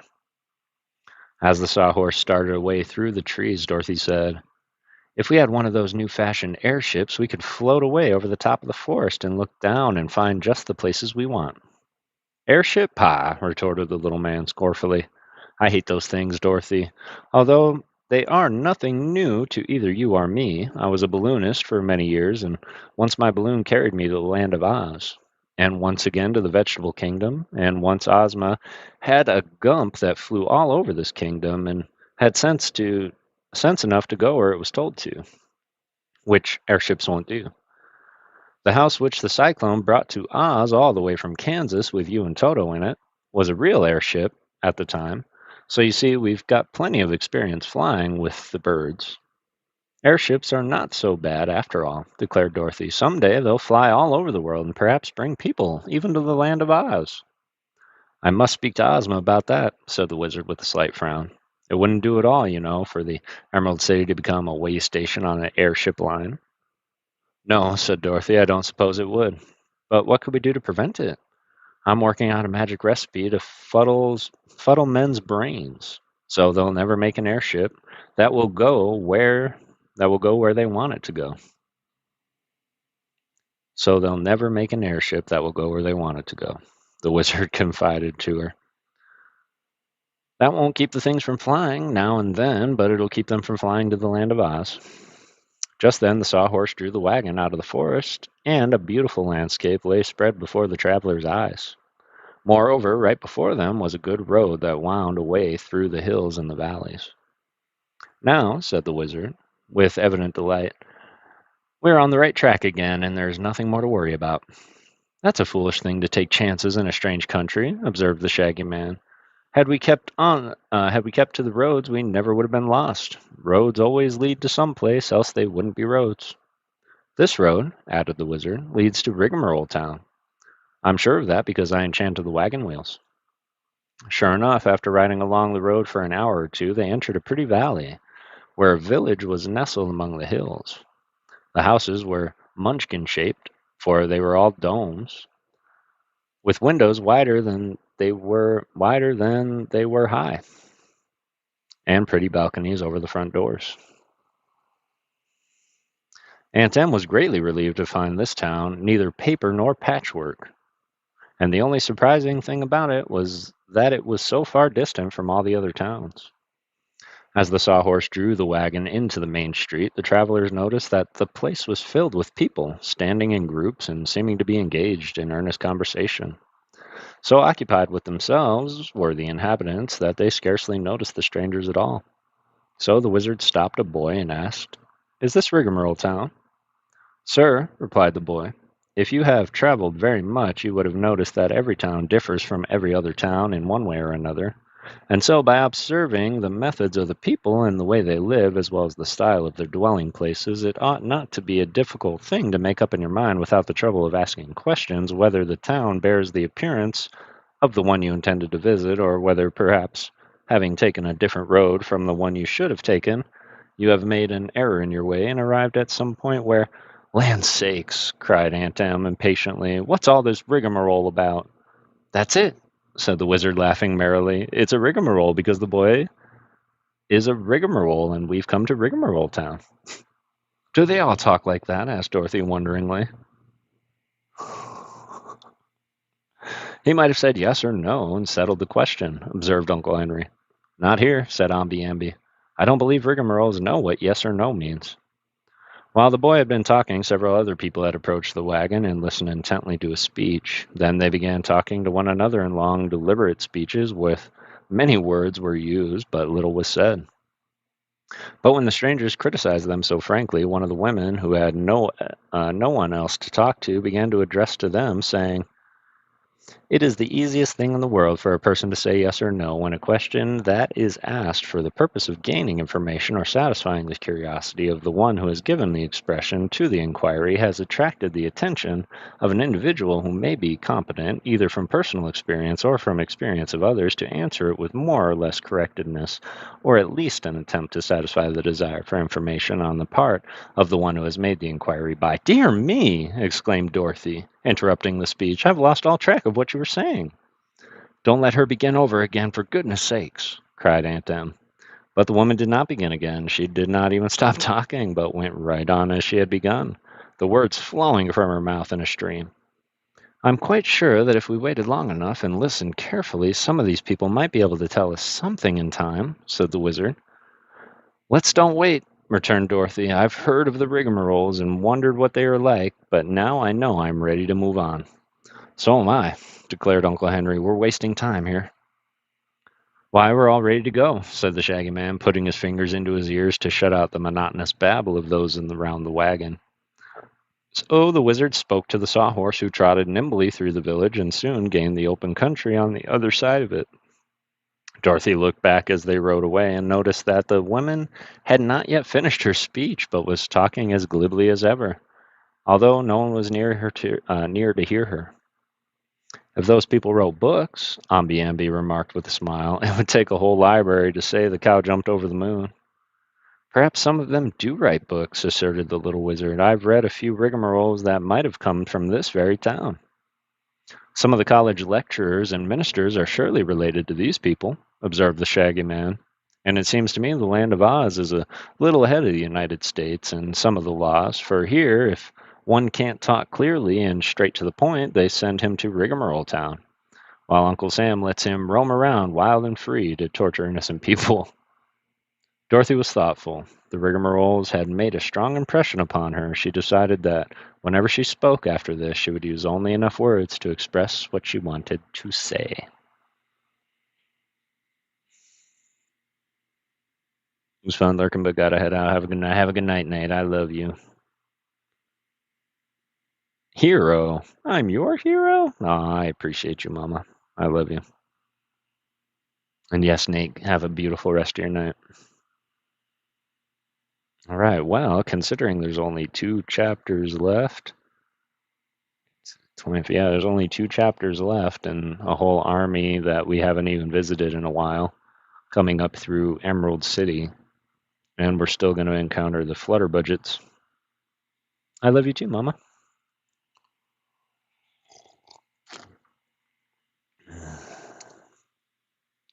The Rock. Early hard J raid. I appreciate that. The Rock 305. I hope you have a beautiful rest of your night. I hope you got everything you set out to get today. And I'm sure I will see you tomorrow. But I appreciate you popping in. Early hard J raid. Is hard J planning to raid me?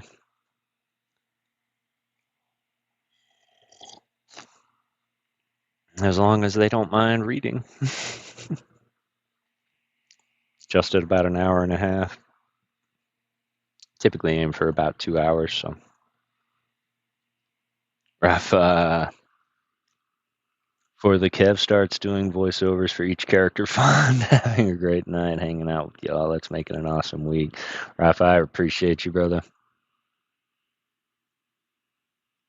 All right, all right. I've already tried to start doing voices. The only problem with that, Rafa, is sometimes it's hard for me to tell who's saying it because they don't say who says it until they're done saying it. So I have to like skip ahead to read. But I definitely try.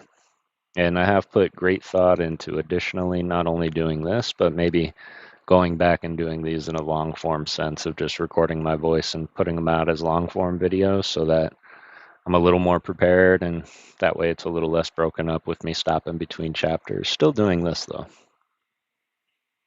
I don't know. That's a lot of time though. I appreciate that, Rafa. You certainly a pleasure to have you around, and I'm glad that you enjoy the streams, brother. Got 12 of you still in here. Late night Monday bugs.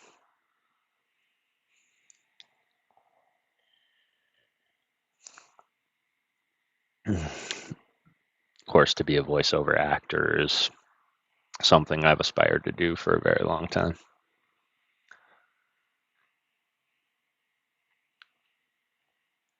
Whew, man, I'm glad they didn't spend a whole lot of time. Listen, bro, I know, I know. And trust me when I say if I would, I could, and I will when I can. And can I say I'm just really happy they didn't stay long in Rigmarole Town because that was gonna be a tough little challenge. And it's really funny because I imagine if I would lived in Oz, they would send me immediately to Rigmarole. Anybody else? Anyone else?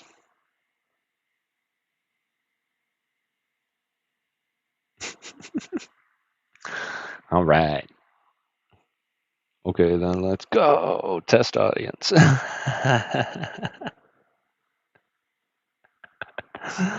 Oh, that's funny.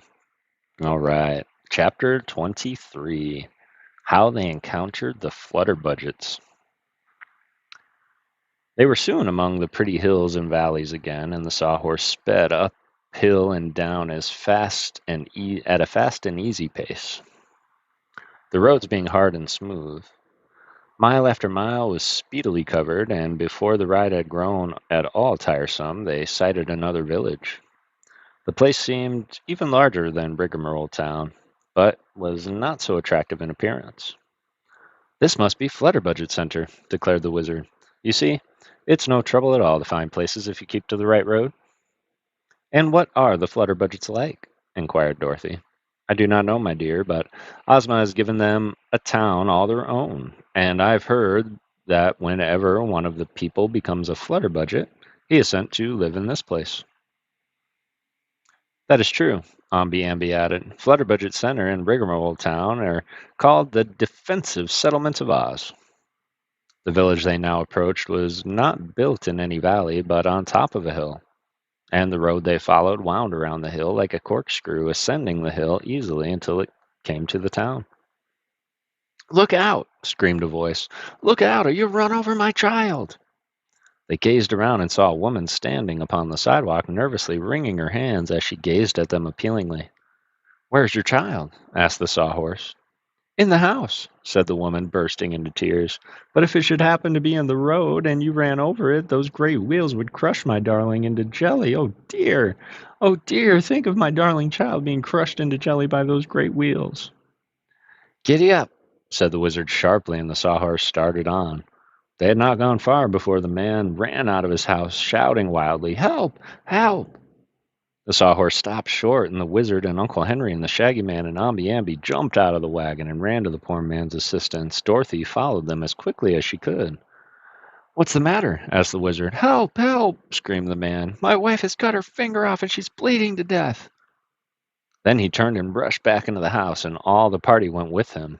They found a woman in the front door yard, moaning and groaning as if in great pain. "Be brave, madam," said the Wizard consolingly. "You won't die just because you've cut off a finger, you may be sure." "But I haven't cut off a finger," she sobbed. "Then what has happened?" asked Dorothy. I pricked my finger with a needle while I was sewing, and the blood came," she replied. "And now I'll have blood poisoning, and all the doctors will cut off my finger, and that will give me a fever, and I shall die." "Pshaw," said Dorothy. "I've pricked my finger many a time, and nothing happened." "Really?" asked the woman, brightening and wiping her eyes upon her apron. "Why, it's nothing at all," declared the girl. "You're more scared than hurt." "Ah, that's because she's a Flutterbudget," said the Wizard, nodding wisely. "I think I know what these people are like." "So do I," announced Dorothy. "Oh, boo hoo hoo hoo," sobbed the woman, giving way to a fresh burst of grief. "What's wrong now?" asked the Shaggy Man. "Oh, I suppose I pricked my foot. Oh, suppose I had pricked my foot," she wailed. "Then the doctors would have to cut my foot off, and I'd be lamed for life." "Surely, madam," replied the Wizard, "and if you pricked your nose, you might cut off your head, but you see, you didn't." "But I might have," she exclaimed, and began to cry again. So they left her and drove away in their wagon, and her husband came out and began yelling, "Help!" as he had before, but no one seemed to pay any attention to him. As the travelers turned into another street, they found a man walking excitedly up and down the pavement. He appeared to be in a very nervous condition, and the Wizard stopped him to ask, "Is anything wrong, sir?" "Everything is wrong," answered the man dismally. "I can't sleep." "Why not?" inquired Amby. "If I go to sleep, I'll have to shut my eyes," he explained. And if I shut my eyes, then they may grow together, and then I'd be blind for life." "Did you ever hear of anyone's eyes growing together?" asked Dorothy. "No," said the man, "I never did, but it would be a dreadful thing, wouldn't it? And the thought of it makes me so nervous I'm afraid to go to sleep." "There's no help for this case," despaired the wizard, and they went on. At the next street corner, a woman rushed up to them crying, "Save my baby! Oh, good, kind people, save my baby!" "Is it in danger?" asked Dorothy, noticing that the child was clasped in her arms and seemed sleeping peacefully. "Yes, indeed," said the woman nervously. "If I should go into the house and throw my child out of the window, it would roll away down to the bottom of the hill. And then, if there were a lot of tigers and bears down there, they would tear my darling baby to pieces and eat it up." "Are there any tigers and bears in the neighborhood?" said the wizard. "I'd never seen any," admitted the woman, "but if there were, have you any idea of throwing your baby out the window?" questioned the little man. "Not at all," she said, "but if all your troubles are due to those ifs," declared the wizard, "if you were not a Flutterbudget, you wouldn't worry." "There's another if," replied the woman. "Are you a Flutterbudget too?" "I will be if I stay here long," exclaimed the wizard nervously. "Another if?" cried the woman, but the wizard did not stop to argue with her. He made the sawhorse canter all the way down the hill and only breathed easy when they were miles away from the village. After they had ridden in silence for a little while, Dorothy turned to the little man and asked, "Do ifs really make Flutterbudgets?" I think the ifs help," he answered seriously. "Foolish fears and worries over nothing, with a mixture of nerves and ifs, soon will make a Flutterbudget of anyone." Then there was another long silence, for all the travelers were thinking over this statement, and nearly all decided it must be true. The country they were now passing through was everywhere tinted purple and prevailing color of the Gillikin country. But as the sawhorse ascended a hill, they found that upon the other side everything was of a rich yellow hue. "Aha!" cried the captain general. "Here is the country of the Winkies. We are just crossing the boundary line." "Then we may be able to lunch with the Tin Woodman," announced the wizard joyfully. "Must we lunch on tin?" asked Aunt Em. "No, no," replied Dorothy. "Nick Chopper, who knows how to feed meat people, and he will give us plenty of good things to eat, never fear. I've been to his castle before." "Is Nick Chopper the Tin Woodman's name?" asked Uncle Henry. "Yes, it's one of his names," answered the little girl. "And another of his names is Emperor of the Winkies. He's the king of this country, you know. But Ozma rules over all the countries of Oz." "Does the Tin Woodman keep any Flutterbudgets or rigmaroles in his castle?" inquired Aunt Em uneasily. "No, indeed," said Dorothy positively. "He lives in a new tin castle, all full of lovely things." "I should think it would rust," said Uncle Henry. "He has thousands of Winkies to keep it polished for him," replied the wizard. "His people love to do anything in their power for their beloved emperor, so there isn't a particle of rust on all the big castle." "I suppose they polish their emperor too?" said Aunt Em. "Why, some time ago he had himself nickel-plated," the wizard answered, "so he only needs rubbing up every once in a while. He's the brightest man in all the world, is dear Nick Chopper, and the kindest hearted." "I helped find him," said Dorothy reflectively. "Once the Scarecrow and I found the Tin Woodman in the woods, and he was just rusted still, that time, and no mistake. We oiled his joints and got him good and slippery, and after that he went with us to visit the wizard at the Emerald City." "Was that the time the wizard scared you?" asked Aunt Em. "He didn't treat us well at first," acknowledged Dorothy, "for he made us go away and destroy the Wicked Witch. But after we found out he was only a humbug wizard, we were not afraid of him." The wizard sighed and looked a little ashamed. "When we try to deceive people, we always make mistakes," he said. "But I'm getting to be a real wizard now, and Glinda the Good's magic that I am trying to practice can never harm anyone." "You were always a good man," declared Dorothy, "even when you were a bad wizard." "He's a good wizard now," asserted Aunt Em, looking at the little man admiringly. "The way he made those tents grow out of handkerchiefs was just wonderful. And didn't they enchant the wagon wheels so they'd find the road?" "All the people of Oz," said the Captain General, "are very proud of their wizard. He once made some soap bubbles that astonished the world." The wizard blushed at this praise, yet it pleased him. He no longer looked sad, but seemed to have recovered his usual good humor. The country, though which they now rode, was thickly dotted with farmhouses and yellow grain waved in all the fields. Many of the Winkies could be seen working on their farms, and the wild and unsettled parts of Oz were by this time left far behind. These Winkies appeared to be happy, light-hearted folk, and all removed from their caps and bowed low when the red wagon with its load of travelers passed by. It was not long before they saw something glittering in the sunshine far ahead. "See!" cried Dorothy. "That's the Tin Castle, Aunt Em." And the Sawhorse, knowing his passengers were eager to arrive, broke into a swift trot and soon brought them to their destination. Holy moly! I'm so sorry. Give me 1 second. Hey, what's up, Brian S? Yes, I am reading a book on my Kindle is what I'm doing. We read on Monday. Holy moly, what is going on? Stafford, Kev, Harjay, Zukun, Francis, what's going on? Stafford, how's it going? Harjay, Raid, Harjay, thanks, man. Klinger's here, what's going on? Christina, how are you doing? Harjay, Raid. Alice, hope you're doing well. It's good to see you. Katrina, Leighton and myself, Kev, I got the mail from you today in a letterbox. It was pretty good condition. Leighton is sleeving the ones that need it in the letterbox. It was in pretty good condition. Pretty good condition, or was it in rough condition, Katrina? I really hope that it showed up okay, and I'm hoping that everything's all right in there. I'm glad that you received the first letter.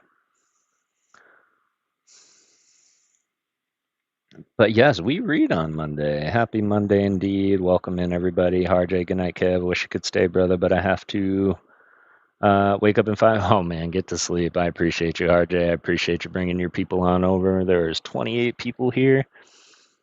RJ sent me raid. But I hope you're doing well.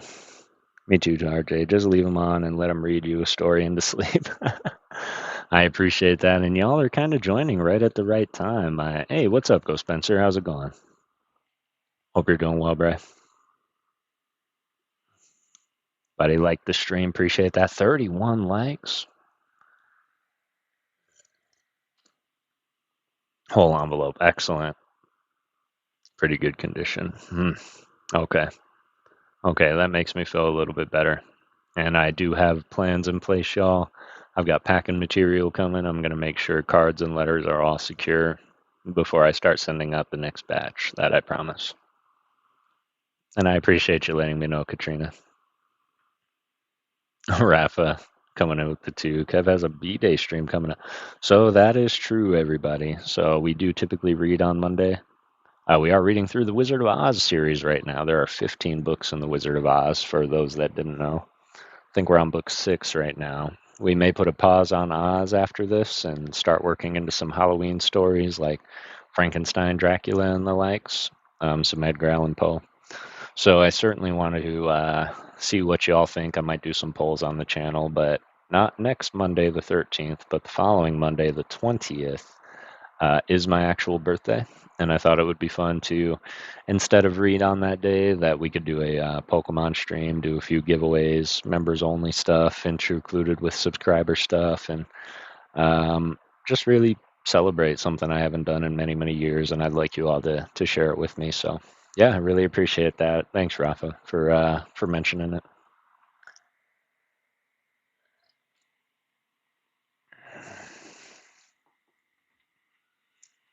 And I think this is kind of weirding me out a little bit because this I think is the last chapter. Hope you check your email. I sent some drawings from Leighton he has done so far. Absolutely, we'll check my email right after this, Katrina.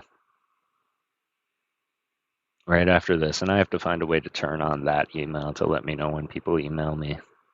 But I will get to that right after this. I'm really excited to see, and I might do a little appreciation short for Mr. Leighton with his artwork, if that's okay, with his permission.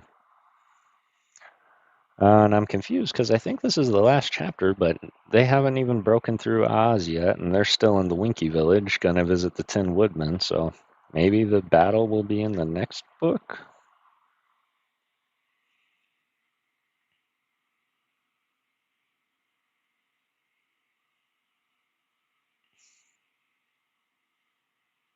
I can't wait to see it. All right.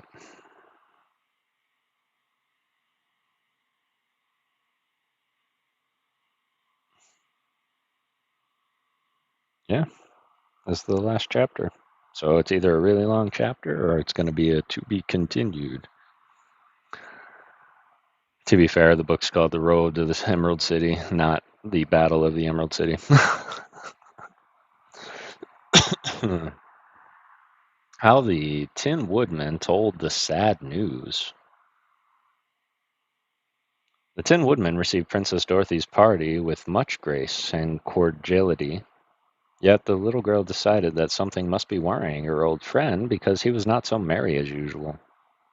But at first she said nothing about this, for Uncle Henry and Aunt Em were fairly bubbling over with admiration for the beautiful tin castle and its polished tin owner. So her suspicion that something unpleasant had happened, was for a time forgotten. "Where's the Scarecrow?" she asked, when they had all been ushered into the big tin drawing room of the castle, the Sawhorse being led around to the tin stable near the rear. "Why, our old friend has just moved into his new mansion," explained the Tin Woodman. "It has been a long time in the building, although my Winkies and many other people from all parts of the country have been busily working upon it. At last, however, it is completed, and the Scarecrow took possession of his new home just 2 days ago." "I hadn't heard that he wanted a home of his own," said Dorothy. "Why doesn't he live with Ozma in the Emerald City? He used to, and I thought he was happy there." "It seems," said the Tin Woodman, "that our dear Scarecrow cannot be contented with city life, however beautiful his surroundings might be. Originally, he was a farmer, for he passed his early life in a cornfield where he was supposed to frighten away the crows." "I know," said Dorothy, nodding. "I found him and lifted him down from his pole. So now, after a long residence in the Emerald City, it his tastes have turned into farm life again," continued the Tin Man. "He feels that he cannot be happy without a farm of his own. So Ozma gave him some land, and everyone helped him build his mansion. And now he is settled there for good." "Who designed his house?" asked the Shaggy Man. "I believe it was Jack Pumpkinhead, who was also a farmer," was the reply. They were now invited to enter the tin dining room, where luncheon was served. Aunt Em found, to her satisfaction, that Dorothy's promise was more than fulfilled, for although the Tin Woodman had no appetite of his own, he respected the appetites of his guests and saw they were bountifully fed. They passed the afternoon in wandering through the beautiful gardens and grounds of the palace. The walks were all paved with streets of tin, brightly polished, and there were tin fountains and tin statues here and there among the trees. The flowers were mostly natural flowers and grew in a regular way, but their host showed them one flower bed to which his especial pride. "You see, all common flowers fade and die in time," he explained, "and so there are seasons when the pretty blooms are scarce. Therefore I decided to make one tin flower bed of all tin flowers, and my workmen have created them with rare skills. Here you see tin camellias and tin marigolds, tin carnations, tin poppies, and tin hollyhocks, growing as naturally as if they were real." Indeed, they were a pretty sight, and glistened under the sunlight like spun silver. "Isn't this tin hollyhock going to seed?" asked the Wizard, bending over the flowers. "Why, I believe it is!" exclaimed the Tin Woodman, as if surprised. "I hadn't noticed that before, but I shall plant the tin seeds and raise another bed of tin hollyhocks."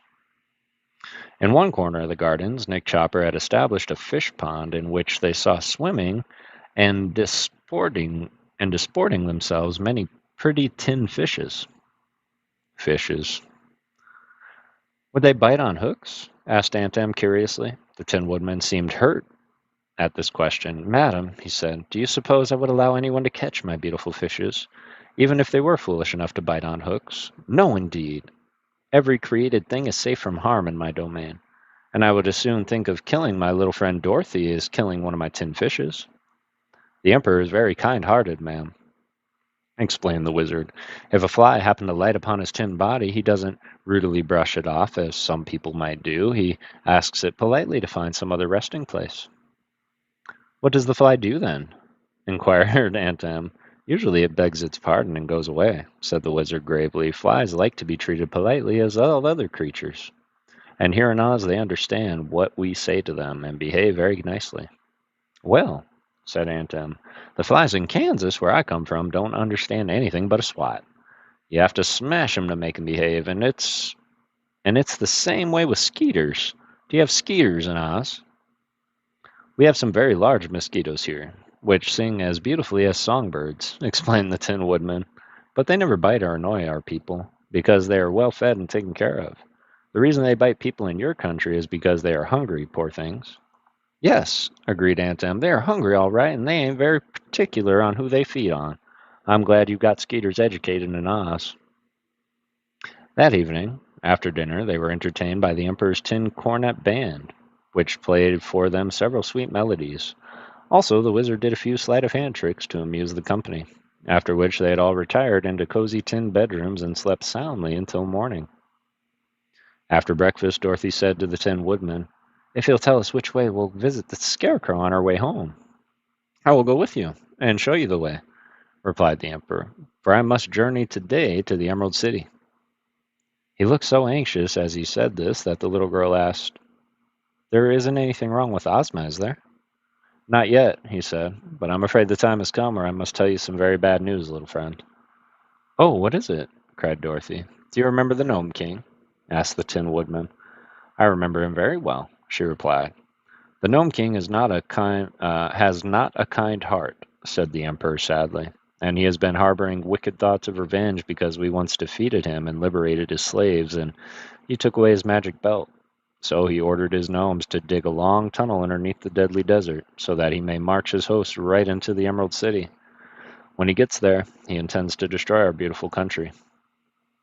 Dorothy was much surprised to hear this. How did Ozma find out about the tunnels? She asked. She saw it in her magic picture.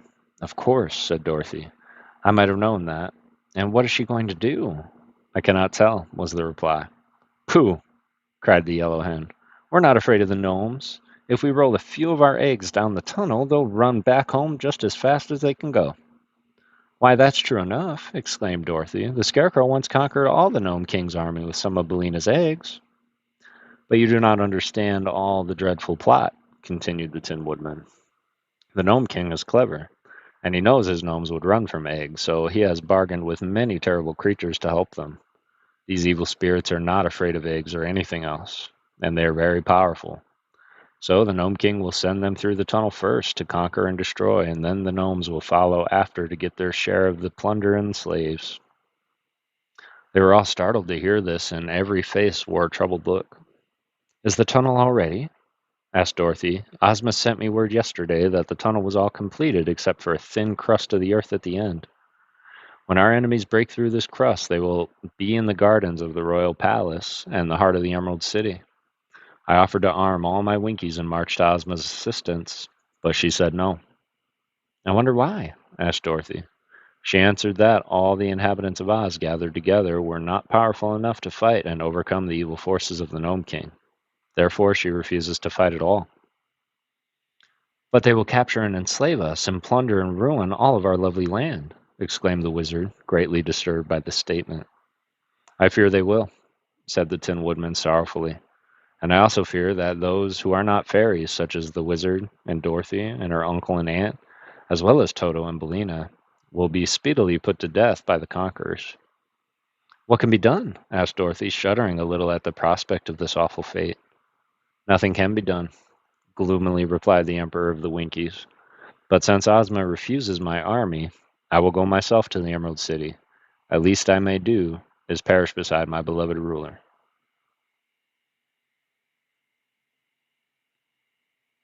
Hmm, I guess there's more. 25, 26,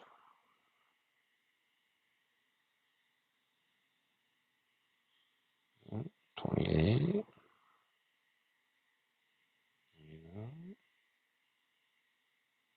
30.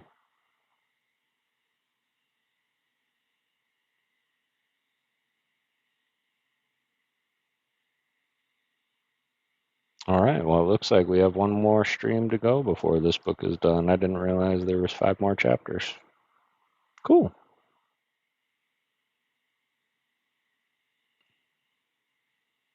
That's my bad, y'all. I swear I thought there was only 24 chapters.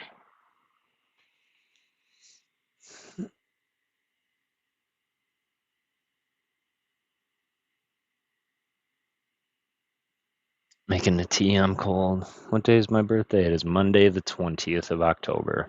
I do have it scheduled. All right. Really appreciate you guys being here. And we're just at about that 2 hour mark and made it about 8 chapters in.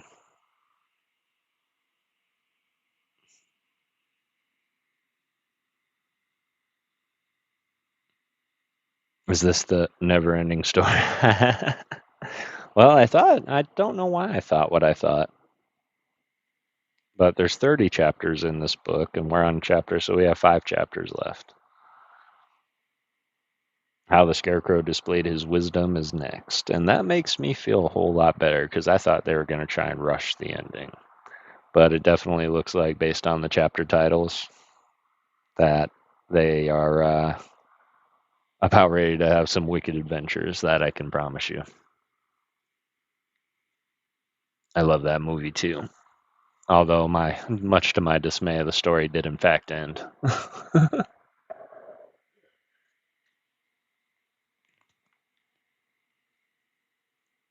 One more Monday.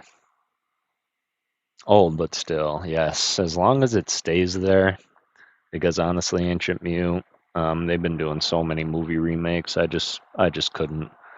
I don't know how I would live with myself if they remade the Never-Ending Story.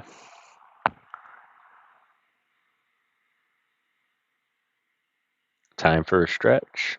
It might be time for a stretch, but I don't know. I'm contemplating calling it good for the night. We're just at about that 2 hour mark, and we read our 8 chapters that we set out to read today.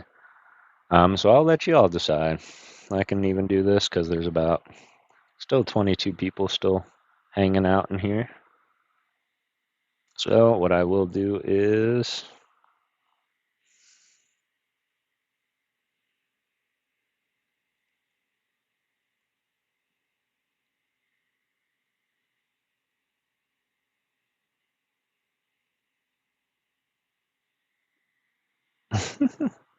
I will do this. And the stretch, I will say, it is not as important in this chair bringing us because this one's got some proper back support. So I don't feel the need to stretch, and my feet can touch the ground. So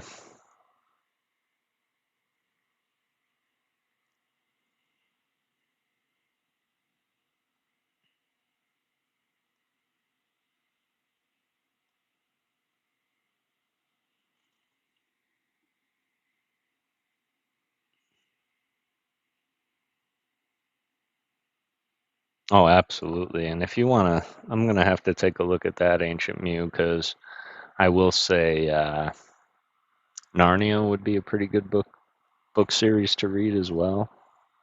The Lion, the Witch, and the Wardrobe is probably the first book I can remember reading in my young life. And so that's probably not the worst idea. If those are in public domain, I could definitely look at putting those on the to-dos because it sounds like everybody really enjoys the reading. So, yeah, absolutely. Absolutely. I think I am going to do just a mild little stretch and then I'll read chapter 25 and we'll have 4 chapters to go in the next stream. Make it nice and quick. And then maybe we'll spend some time in the next stream as well trying to figure out the next book we're going to read after the birthday stream. Ooh, I'd love to know what are some of your all's favorite books that you like to read.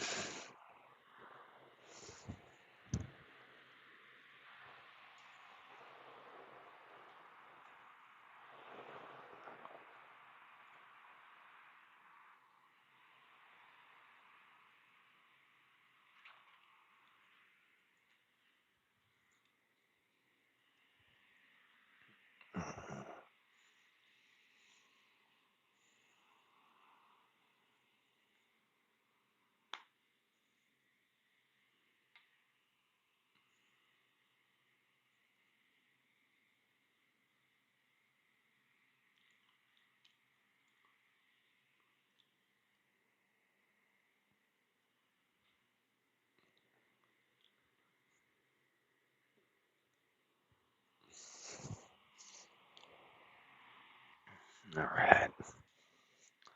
There we go. Nice little 1-2 stretch. Grabbed a drink. Coffee's done. Is Reddit. Harry Potter series before the movie. Story time. Small story time. Ancient Mew. That's actually how this all got started. Is I wanted to read the Harry Potter books, and I did. But some of the books I was like walking a lot. And I was like had a lot of time to myself, and I decided to try and find them in audiobooks. But I didn't have any audiobook like subscriptions to Audible or Amazon and all that, so I decided to try and find them on YouTube. And I did notice that they, oh my God, Brangus, we have so many things to talk about just with that alone. And I wanted to try and find it. I wanted to find Harry Potter, and I found it. And I was like, cool. And I started listening to the first book. Not the greatest reader, but still, it was a nice book, and tried to do the accents with it. And I was enjoying it. And then I went to listen to it one day, and it was gone. I was like, I wonder where it went. And it's clear to me now that YouTube found it. Clearly it's copywritten, so they removed it. And I was no longer, but then I found another one. I started listening to that one. Then they removed it. And that's where I got the idea, like, I wonder if I found books that weren't copywritten, would I be able to read them live to the community? And that's when I discovered that Alice in Wonderland was in the public domain, and that's where we started. Wizard's First Rule series by Terry Goodkind. So Terry Goodkind is an incredible author. And I don't know if you ever had a chance to read the Dragonlance Chronicles, Brangus, by Tracy Hickman and Wise. But the Dragonlance Chronicles, Dragons of Autumn Twilight, Spring Dawning, Winter Twilight, or Winter. Man, it's been so long since I've read them, but there's like so many books. I have to read that, The Sword of Truth, yep. One book I remember reading in middle school, Pelican Brief by John Grisham. Yes, Pelican Brief. Choosing Your Own Adventure book with the chat roll on what to do, yo. I should write something like that. Where the red fern grows, the things they carry, the sound of thunder. Yeah, they did. The Pelican Brief. Yeah, it's a good movie too. Better book. But I'm going to look that one up, Brangus, because Terry Goodkind I've read a lot of, and I know that he did a couple of the books of which I speak. And remind me if I'm not correct, did he do The Wheel of Time? Who wrote The Wheel of Time? No, that was Jordan.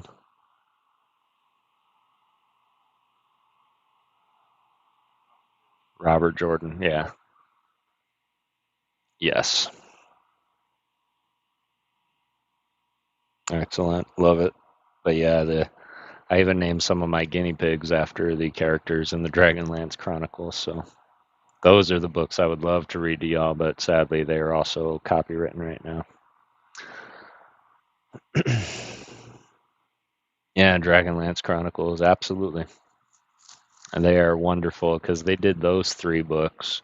They did Summer Flame also. They did a 4th one, but that one is like a sequel, like a far sequel. And then they did 3 books on some of the characters, and I read all of those too. And then they went back and did the in-between books of all the chronicles. So it's quite an extensive story, but man, I am obsessed with it. Journey to the Center of the Earth. 20,000 Leagues Under the Sea. Now you're thinking. Now you're thinking. All right. Well, it seems like the votes are in. And with 9 votes in, it seems there's a couple no's, but majority yeah. So let's do it, y'all. Let's read one more chapter. I'm having a good time with y'all tonight. It's been a good Monday. And that way we'll know that it'll only take us one more stream to finish this book for realsies. So let's read how the Scarecrow displayed his wisdom. Because for somebody without a brain, he certainly does have all the good ideas. So this amazing news had saddened every heart, and all were now anxious to return to the Emerald City and share Ozma's fate. So they started without loss of time, and as the road led past the Scarecrow's new mansion, they determined to make a brief halt there and confer with him. The Scarecrow was probably the wisest man in all of Oz, remarked the Tin Woodman. They all, when they had started upon their journey, his brains are plentiful and of excellent quality, and often he has told me things I might never have thought of myself.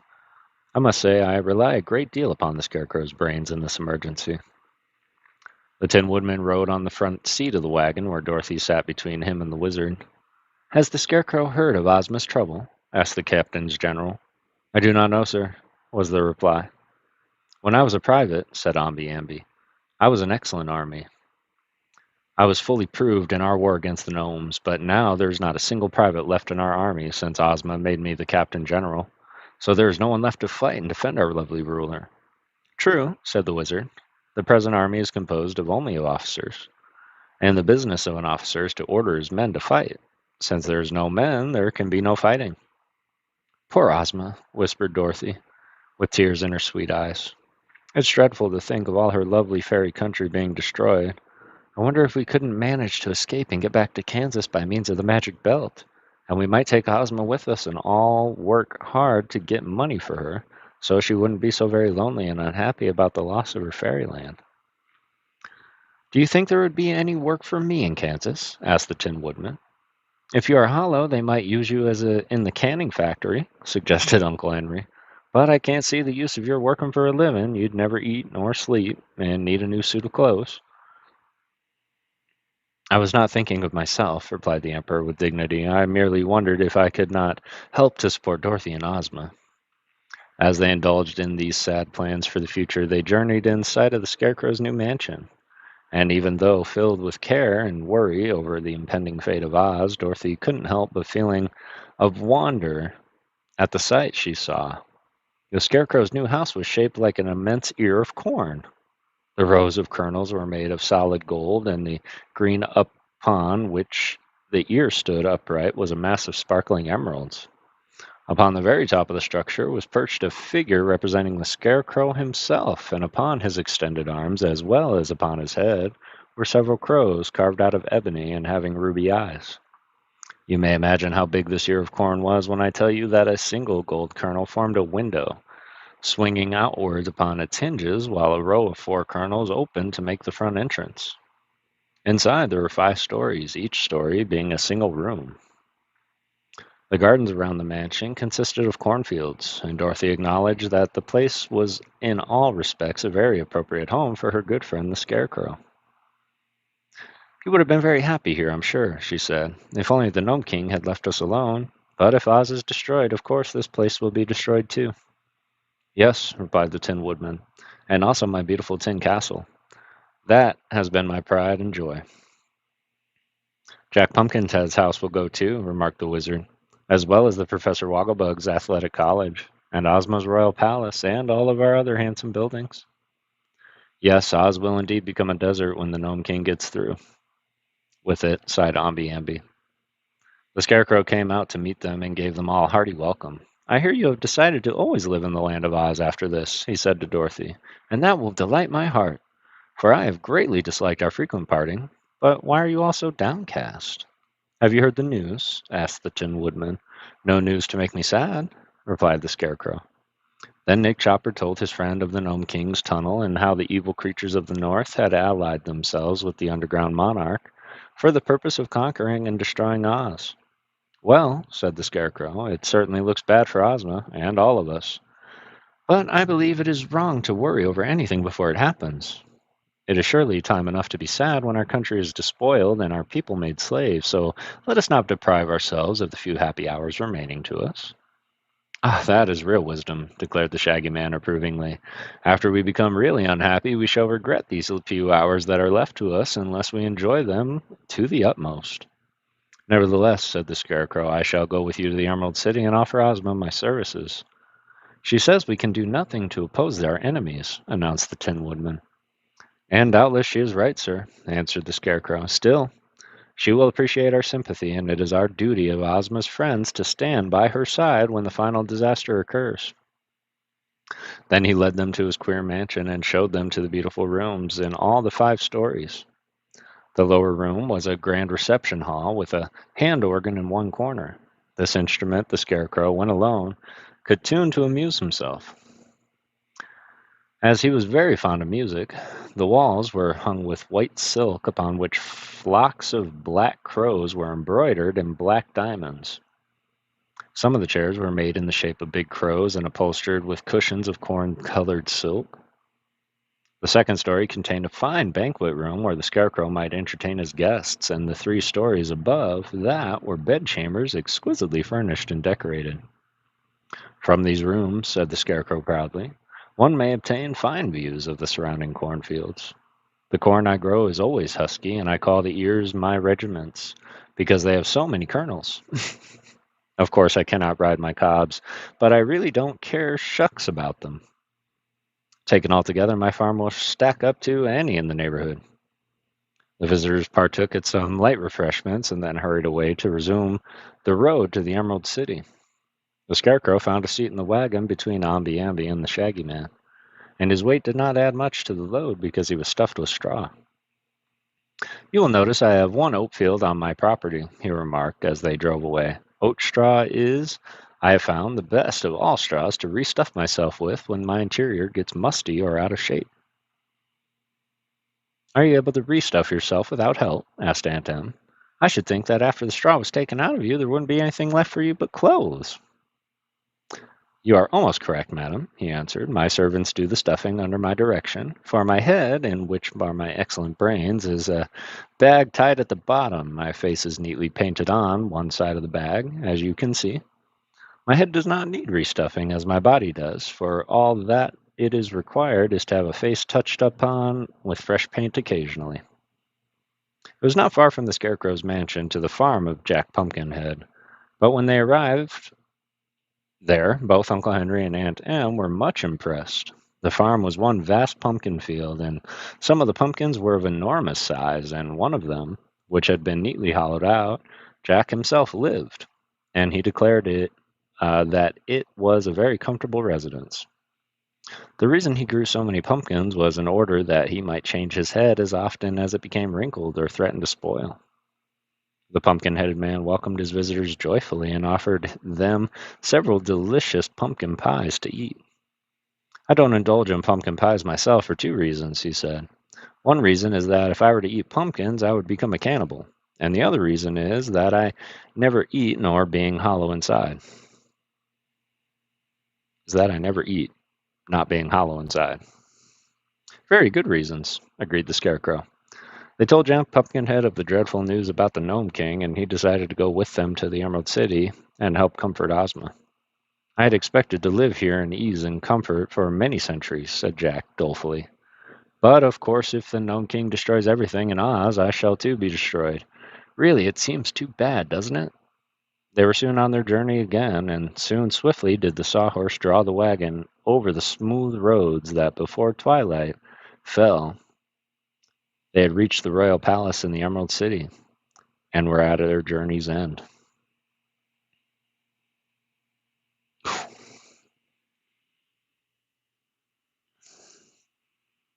Just wanted to thank you for modding my stream pretty much solo. You rock.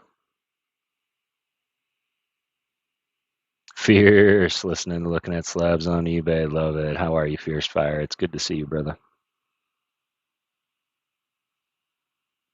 Hey, y'all, Fierce. I appreciate the two, fam. It's good to see you. Favorite movie is The Count of Monte Cristo. I need to read the book. I hear it's way better. That it is. That it is. That's one of the greatest stories. It's good to see you, Fierce. I hope you're finding some pretty good slabs on eBay, man. Yeah, doing really well. Doing well. It was an okay Monday. Work was work, but it went pretty quick and was pretty carefree. I thought that this was the end of the book at chapter 24, but when we got to chapter 24, we realized that there were still 5 chapters left. So I decided to go ahead and read one more for the community, but that is where we're going to end the book for tonight. And we'll start next time and finish these last 4 chapters right quick. And then we will decide as a community what we are going to read next, as it is October. So we might move into the more Halloween central stories. Looking for cool, cheaper cards. Found PSA 9 Umbreon GameStop stamp for 30. Yeah, that's not bad. Never sent me an email with your address. I can send off your giveaway. I never sent you an email. I'll send you a message after this, brother. I'm sorry about that. And I hope you had a good stream, Ghost Spencer. Man, chapter 26 is how Ozma refused to fight for her kingdom. I really hope that this isn't the end of Oz, guys. It's not looking great for Ozma.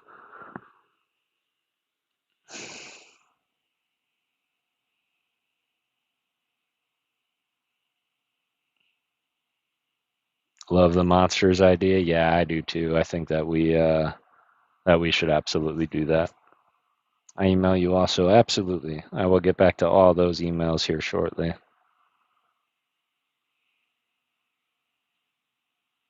Trust me when I say I have about 50 envelopes over there, and I have about 15 of them that I wasn't able to locate addresses for. So I'm about to make a post here this weekend about anybody that hasn't sent me their addresses and the risk of it going back into the rotation. So, but I'm pretty sure a majority of you have, and I know I'm the worst at that. So I'll be sure to get back out to you as well.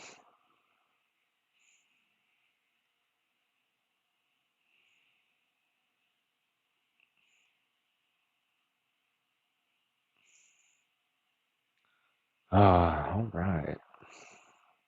It's funny because normally I would say something like, I cannot wait to eat dinner after this and chill out, but I ate dinner before this, which is probably why I feel a little more energetic right now. All right, let's take a look. Let's keep this love going as we wrap up the night.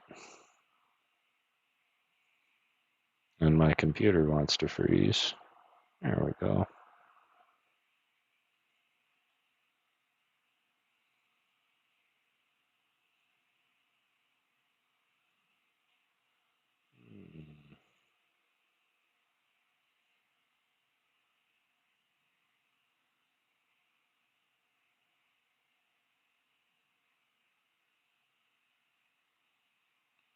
Oh, there really isn't a whole lot happening. And a whole lot happening out here. We got Vicariously TCG.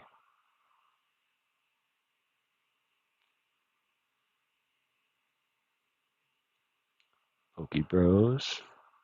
Vivo. Rate suggestions. Anybody got a suggestion? Waiting on Lori and Ryan and Next and Espolo and JB's Pokestop. That was an adventure to do for sure. Yeah, I definitely appreciate all of my mods certainly showing up. Slaggers. Right? And it's not like they're new at this. So Ryan, reach out to Catch 'em All Kev so you can claim your stuff. Yeah, you.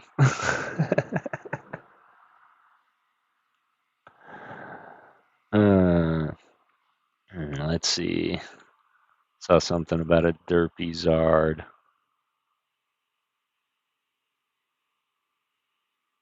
Oh, fierce fire. I got you. I see it now. Who's even on at this time? Can't get raids at the moment. I think all I see is Vicariously TCG. which is yet another Kev in our community, I'm fairly certain. And it looks like he's still going for now, so we can go ahead and hop on over there. I did realize that my not being at 1,000 subscribers, I can't actually set up redirects. But what I can do is we can still go about it the old school way. And we can go and check out Vicariously. And Alice is going live as well, y'all. Should really go and check her out. She is an incredible artist. And gonna open one Thug mail this week during the week. I also got mail myself from Mr. Rocket Scott, as well as Mr. Ernest Culling. Some pretty cool cards in there that I saw, and we're gonna open those on Thursday.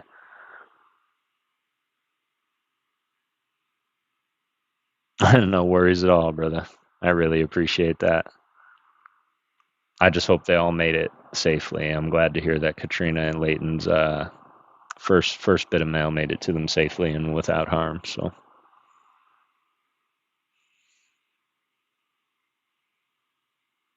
or at least that's what I was told. I can look for. I think it's 1,000 to redirect to anybody that allows redirects versus just ones that I allow to redirect to me and vice versa. I would have to take a look fierce, but I plan on doing a lot of research this week because not this coming week on the 13th, but the following week on the 20th, I'm going to be having my birthday stream. So I figured you guys could come on with me and celebrate my born day. More coming to next stream. Oh yeah, there was a time, Kev, where there wasn't a day I didn't receive some mail from somebody.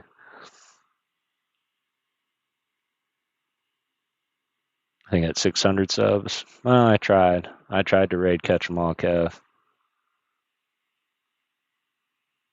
course, I can always go ahead and try it again. Let me try.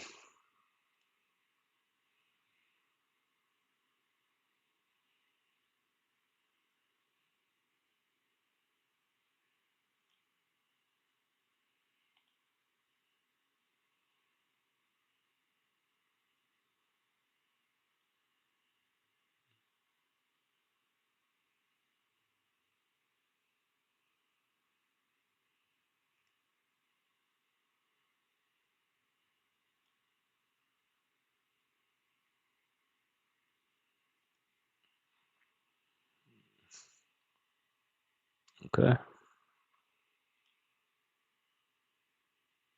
All right. I guess that worked. Let's try my first official redirect, y'all. I guess that must have been when you were having trouble saving your scheduled stream, Kev. That must have been it.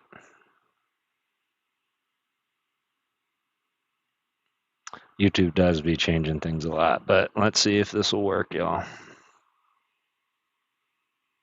Birthday stream the 13th. All right, so we'll do a back-to-back, y'all. 1,000 subs, and I don't know how to do that. So if you go into your analytics while it's going and edit it, you can customize it and scroll down, and your redirects are there. But let's see if this will officially work, y'all. Remember, thank you so much for being here, y'all. Always go out and get everything that you set out to get. 20th live, yep. This was the 20th. This was the 20th live for reading. Chungus. I appreciate that. Also have a birthday stream this month. Excellent. Let's go. On the 28th. Excellent. We're going to have a secondary birthday stream too because Nate's is on the 27th.